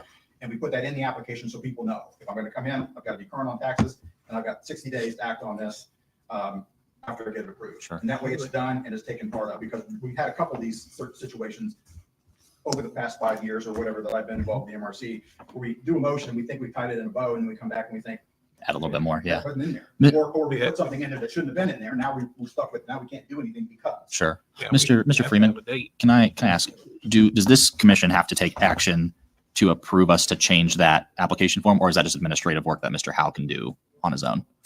Well, I would say it's really at your pleasure. If you want to empower him to update the form, you can, or if you want to take it under and make specific decisions on it in a meeting, you can do that as well. It's your form. I might suggest, just in general, for these types of simple, residential lot transfers, adjacent landowner transfers, if you would like, I could probably put together a very short form purchase agreement that could be with most of the terms filled in, but then we could literally handwrite in and have with us at these types of meetings for these types of sales that you could then execute after the meeting on behalf of the commission with the landowner, the applicant. It would then prompt you as to, are there any timing limitations? Are there any tax implications, or those types of things? It may not be a completely comprehensive list, but at a minimum, we could check those off, and then you would have a signed agreement that would also have any stipulations if you said you have to pay the taxes, or you can only use it for a garden, or whatever, because you're allowed to put stipulations on the properties. Then you could quickly get those put in there, and then there would be a record of that. I think I'm going to make a motion then that we empower Mr. Howe to administratively update that application process with input from the commissioners. If you all could get that input to him no later than 15 days from today, I think that's fair. Could you add that an exhibit of that could be the purchase agreement sample with which Councilor Freeman said, just add that to your motion? Absolutely. That's totally. I would second that until you're done with your motion. I think I'm done. Yes. So I've got Clarify the motion. I want to go back. So to we, specific motion. yes, so we are empowering you to administratively change the application process. So you can add in all the things that we've discussed here today at your discretion with input from commissioners that is due within 15 days from today, along with an exhibit of what we've just discussed with Mr. Freeman about this specific property if needed. Okay. I'd second that once again. And yes, Mr. Dale second. Okay. Any further discussion? No? Okay. All right. We'll take roll. Mr. Bishop? Yes. Mr. Dale? Yep. Mr. Miller? Yes. Mr. Probilla? Yes. Ms. Wagley? Yes. Wonderful. Thank you. Anything else on 836? No, thank you. Okay. Move on to other business. Muncie Land Bank update from Mr. Howard.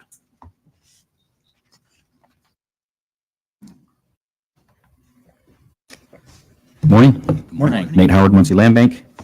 I always start out with acquisition and disposition. We have just signed a pass-through agreement with Urban Light Community Development Corporation. I've mentioned this a couple of times and like to take this as an opportunity to just explain again. One of the things that we work hard on is building partnerships kind of at the neighborhood level. And so we have a partnership that's kind of emerging in the industry neighborhood. And part of the process is to do a lot of data collection. We use students to do that in the spring. And now we're starting to move forward with that. We've started to build a little bit of a coalition with Urban Light CDC, Habitat for Humanity, and also the neighborhood association there in industry. And so now we're starting to execute that. We're creating a plan and then starting to execute that. And so part of that is acquiring a property for Urban Light CDC that's next door to another property that they bought and are starting to develop. And we're going to hold that for them for the next 12 months while they get their funding in order. And then they'll have an initial property to immediately start. That's just an example of one of the things that we do for particularly the nonprofit community. So that's the only thing that's on the acquisition side that's happened this month. I'm going to close on that property today. We put in a little bit of investment of money we have, and then we recoup that when Urban Light will take acquisition, and that includes our maintenance cost, administrative costs, insurance, those kinds of things. As far as disposition, similarly, with Habitat for Humanity, we signed another what we call pass-through agreement. 6 of the properties that were acquired from the Delaware County Commissioners. Right now, their tax certificate, those are being converted into deeds, hopefully in October, November. We have an agreement with Habitat to pass off 6 of those to them, that they're trying to get funding from the Federal Home Loan Bank to build 6 new houses. So again, that's just an example of how we work. That's all in industry right now. Not any acquisitions is disposition yet, but we're also starting to build that kind of partnership in the Whiteley community where we've done data collection, starting to build a little bit of a partnership with all the local organizations that exist, the leadership there, and then with the community, try to build kind of a plan for development where we want to focus. And we talk a lot about clusters and block by block development. But that's where we spend a lot of time, not a lot of action to say we've done this, this, and this, but there's a lot of groundwork that goes into that, going out, presenting, meeting with folks in the community.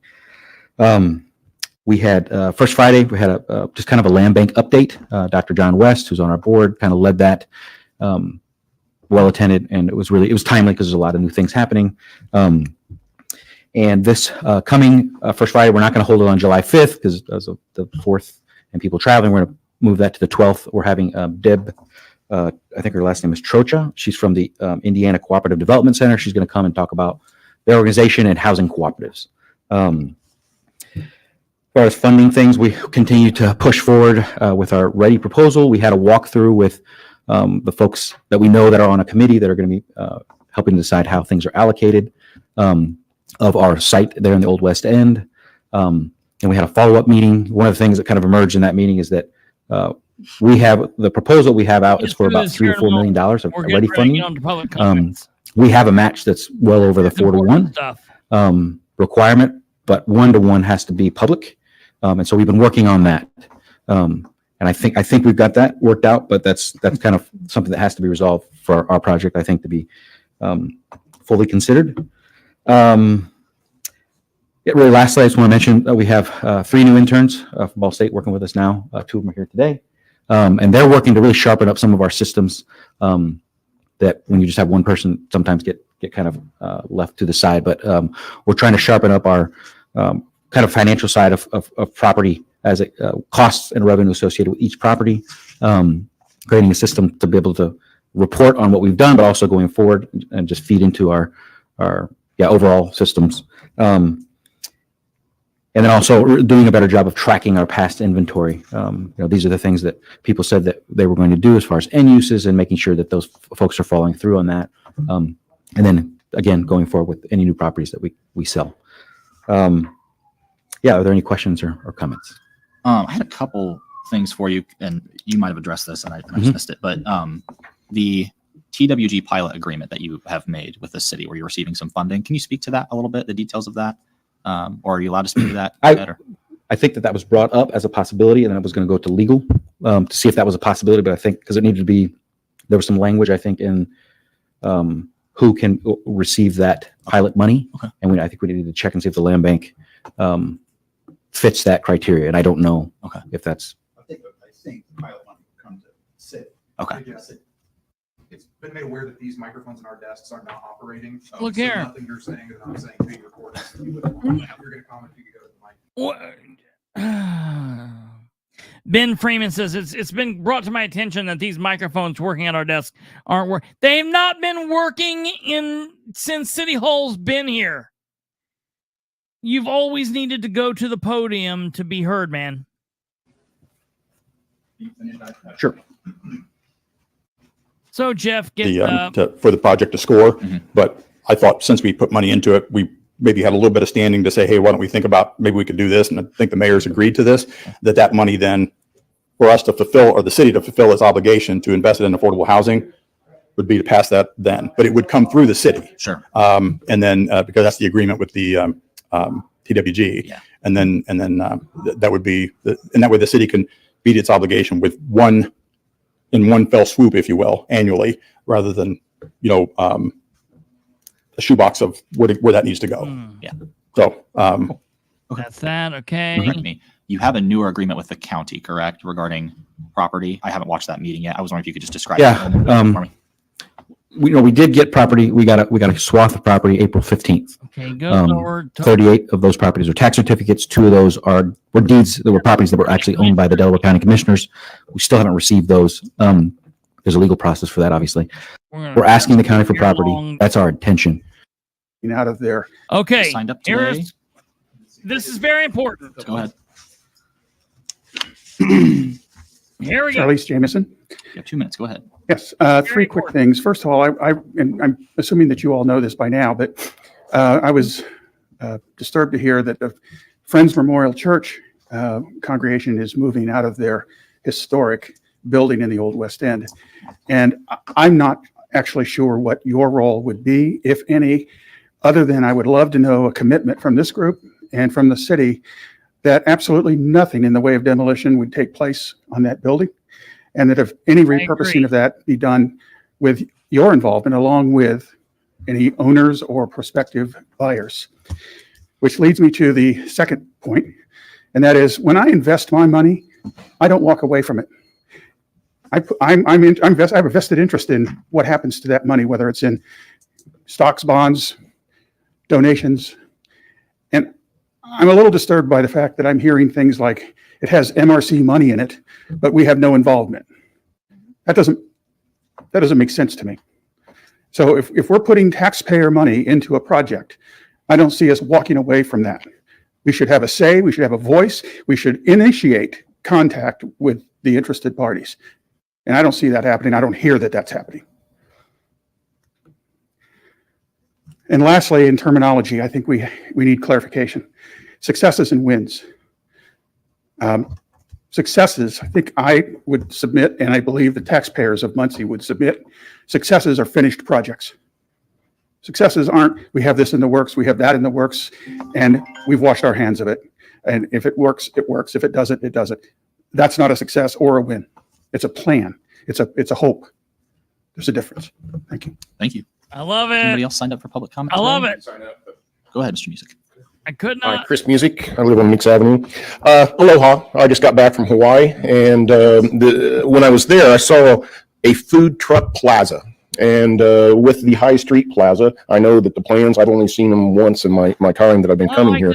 But I thought that if it were still possible, it would be great to have a food truck plaza located there, where you're talking about building a park and other kind of things like that. Basically, you install places where food trucks can pull in, they can connect to the water, the electricity. You let them do their own waste, like they do at all the festivals and events and other kind of things like that. But it could be designed into that park area so that people using the trails, people who need a lunch option other than the fine downtown restaurants that we have, they would be able to walk across the street from here and basically go have 5 different food options. It would also feed into the food program at Ivy Tech, allowing young entrepreneurs to start a business in a supported environment.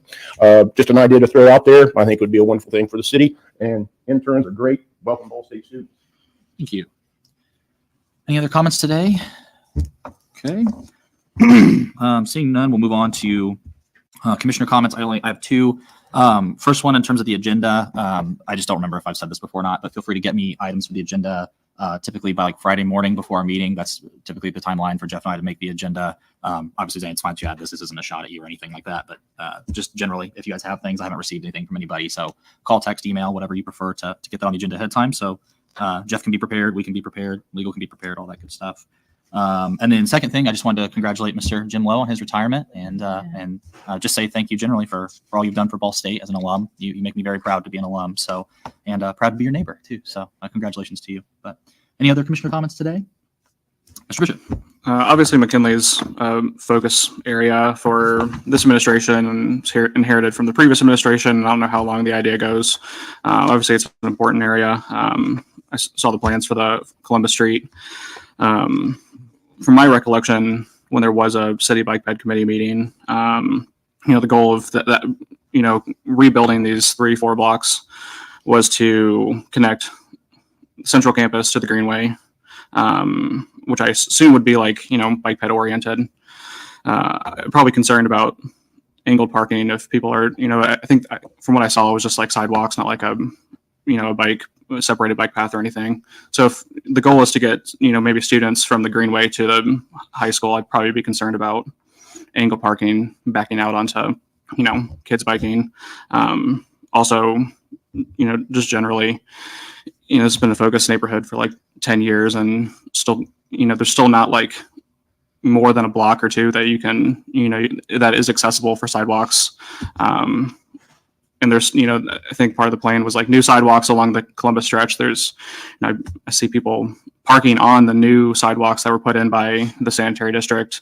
I would like to see, some other commitments from the city in terms of enforcement of parking, of infrastructure, of other conditions in the neighborhood as we're working to build new into the neighborhood and, have it be not only holistic in terms of like, let's make the neighborhood a place where you can actually use the sidewalks, but also not spending extra money by, just the current sidewalks getting torn up. Is that all? Yeah, thank you. Okay.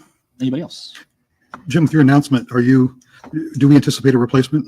Do you know? You've served us so well from your constituency. No, he's going to stay on. Right back at you. Comments that were coming from Mr. Howard, myself. I went and looked into it. Apparently, the desk mics that are They've never worked. Installed on the desk. They never worked, dude. How long have you been around, bro? I mean, dude, this is not your first rodeo, my guy. So that wraps up, and it was as amazing as always. We also had a Delaware County Redevelopment Commission meeting today. The reason it was today, it should have been last Thursday because they are generally held on the second Thursday of the month, but they held it this Thursday because there were plans for several folks last time and they couldn't hold it. I find that interesting and I bring that up because if you all remember back to the month of April when they were going to have a meeting right before the primary, where citizens were really hot and pissed off and wanted to go in asking questions that would maybe look bad on Mr. Brad Bookout, maybe look bad on James King and others. They said, well, no, we can't. If we can't hold it on the day of the meeting, then we're just going to cancel the meeting and we'll have the meeting next month. And so they canceled the April meeting. And then they just had the meeting after the primary, so it didn't matter. The things couldn't get said before the primary, yada, yada, yada. Now, here we are in the month of June, and there was something that came up on the date of the meeting for the 13th of Thursday, and lo and behold, they were able to move the meeting.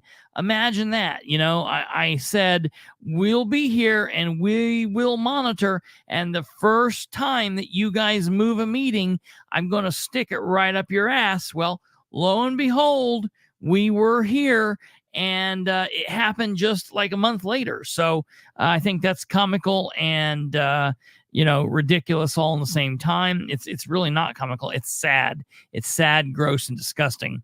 So I wanted to point that out. That meeting was live streamed, excuse me, let me back up. The meeting was recorded. It was not live streamed for some unknown reason.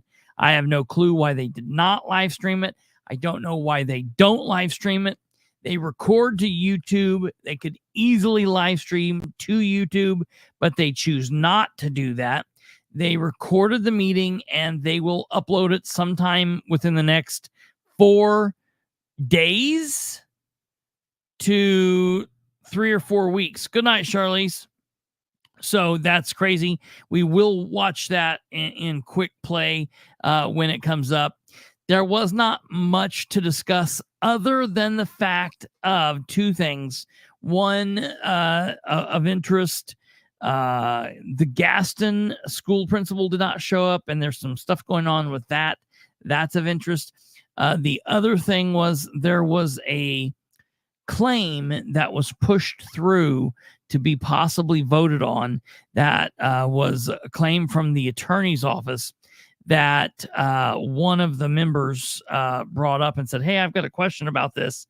And I don't know that this is for us because it's got to do with Blackford County.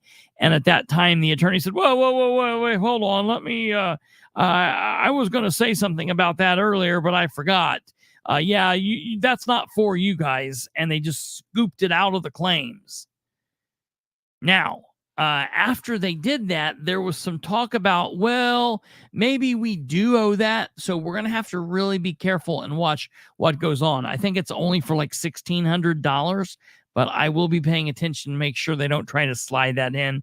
I know that's kind of a bunch of gobbledygook and doesn't have much to do with anything, but we are getting ready to cut it out because it's been a long show since the first 45 minutes of the show was nonsense. So we will be watching for that. I also want to say this. I was spot on, absolutely right.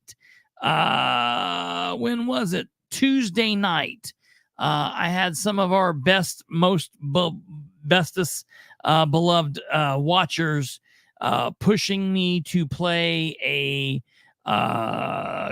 a George Carlin clip, and we got a copyright ding because of it. So I just want to remind all of you people out there in the world, YouTube is not like Facebook, and what you can get. I had to learn this because I used to use real live music as my intro music on my shows, and I miss that more than anything. But YouTube is a slippery bitch, and you're only allowed so many copyright dings, and they take your channel away.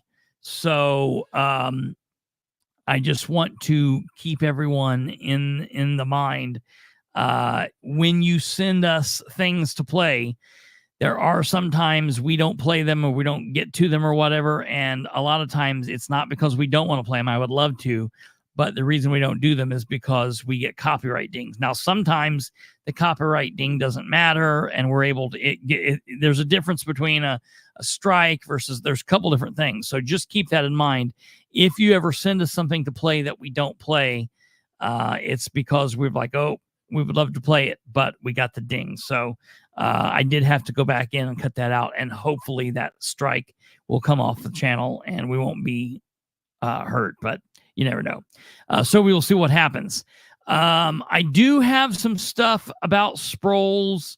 I'm waiting on a couple of other things to put together a big show, to do a full big show. So I do want to take a look at that. And so I think that's very, very important. And so let me see what happens. The GPS was nothing, turned out to be nothing. We got that and we looked through it, but I will talk about that. That's the reason we haven't done that, because I need more. There's a couple things I'll stack on top of each other when we talk about that, but I'm waiting on some more records from that. And I also have an email going out to the city of Muncie as soon as I get off here, because the number one thing that's very important is there's a person leaving the city of Muncie tomorrow. I think her last day is tomorrow in the personnel department. So I have to make sure to remind everybody, make sure I don't fall between the cracks, get my shit to me. Hey, listen, the fact that the GPS turned out to be a nothing burger is actually good. So I hear you, like, it'd be cool to like catch them, but it's actually good for Henry County that there was nothing there. So that's a good thing. Lastly, Saturday, Dan Camp episode. We will go through that thing.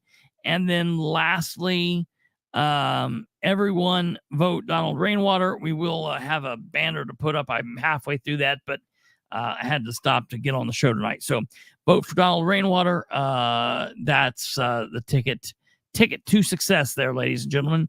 All right, we will be back here hopefully with keep your fingers crossed, say a prayer. Hopefully no gremlins in the machine tomorrow. We will be back here at 9 p.m. Eastern. 9 p.m. Eastern. Tomorrow's Friday. Oh, yeah, right. Is it? Are we going to go live tomorrow? No, Saturday. We'll go live Saturday. Okay. We'll go live Saturday. Sorry, I forgot about that. Tomorrow's Friday. So we will not be here tomorrow. We will be live Saturday with the Dan Camp. I forgot all about that. So Saturday at 9 p.m., Dan Camp episode. Dan Camp episode Saturday at 9 p.m. You guys have a great evening. Have a good start to your weekend, and we will see you back here Saturday night. Good night. Have a good one. Take care. God bless. Goodbye.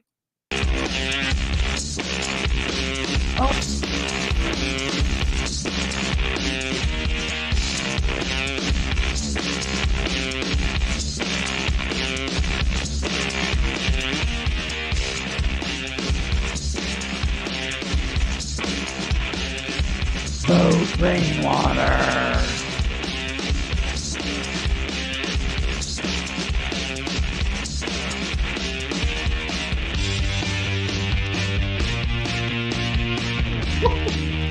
Albert.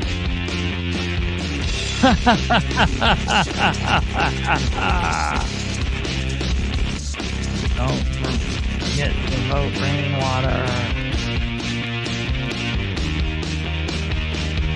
Maybe we need to do like the old LPs, the message written backwards. Yeah, right. Yeah. Vote Rainwater. I don't know what that would be backwards. I'm not even gonna try. I have to write it out. Hold on. I'll show. Let me see overall. You gonna try? I'll show you.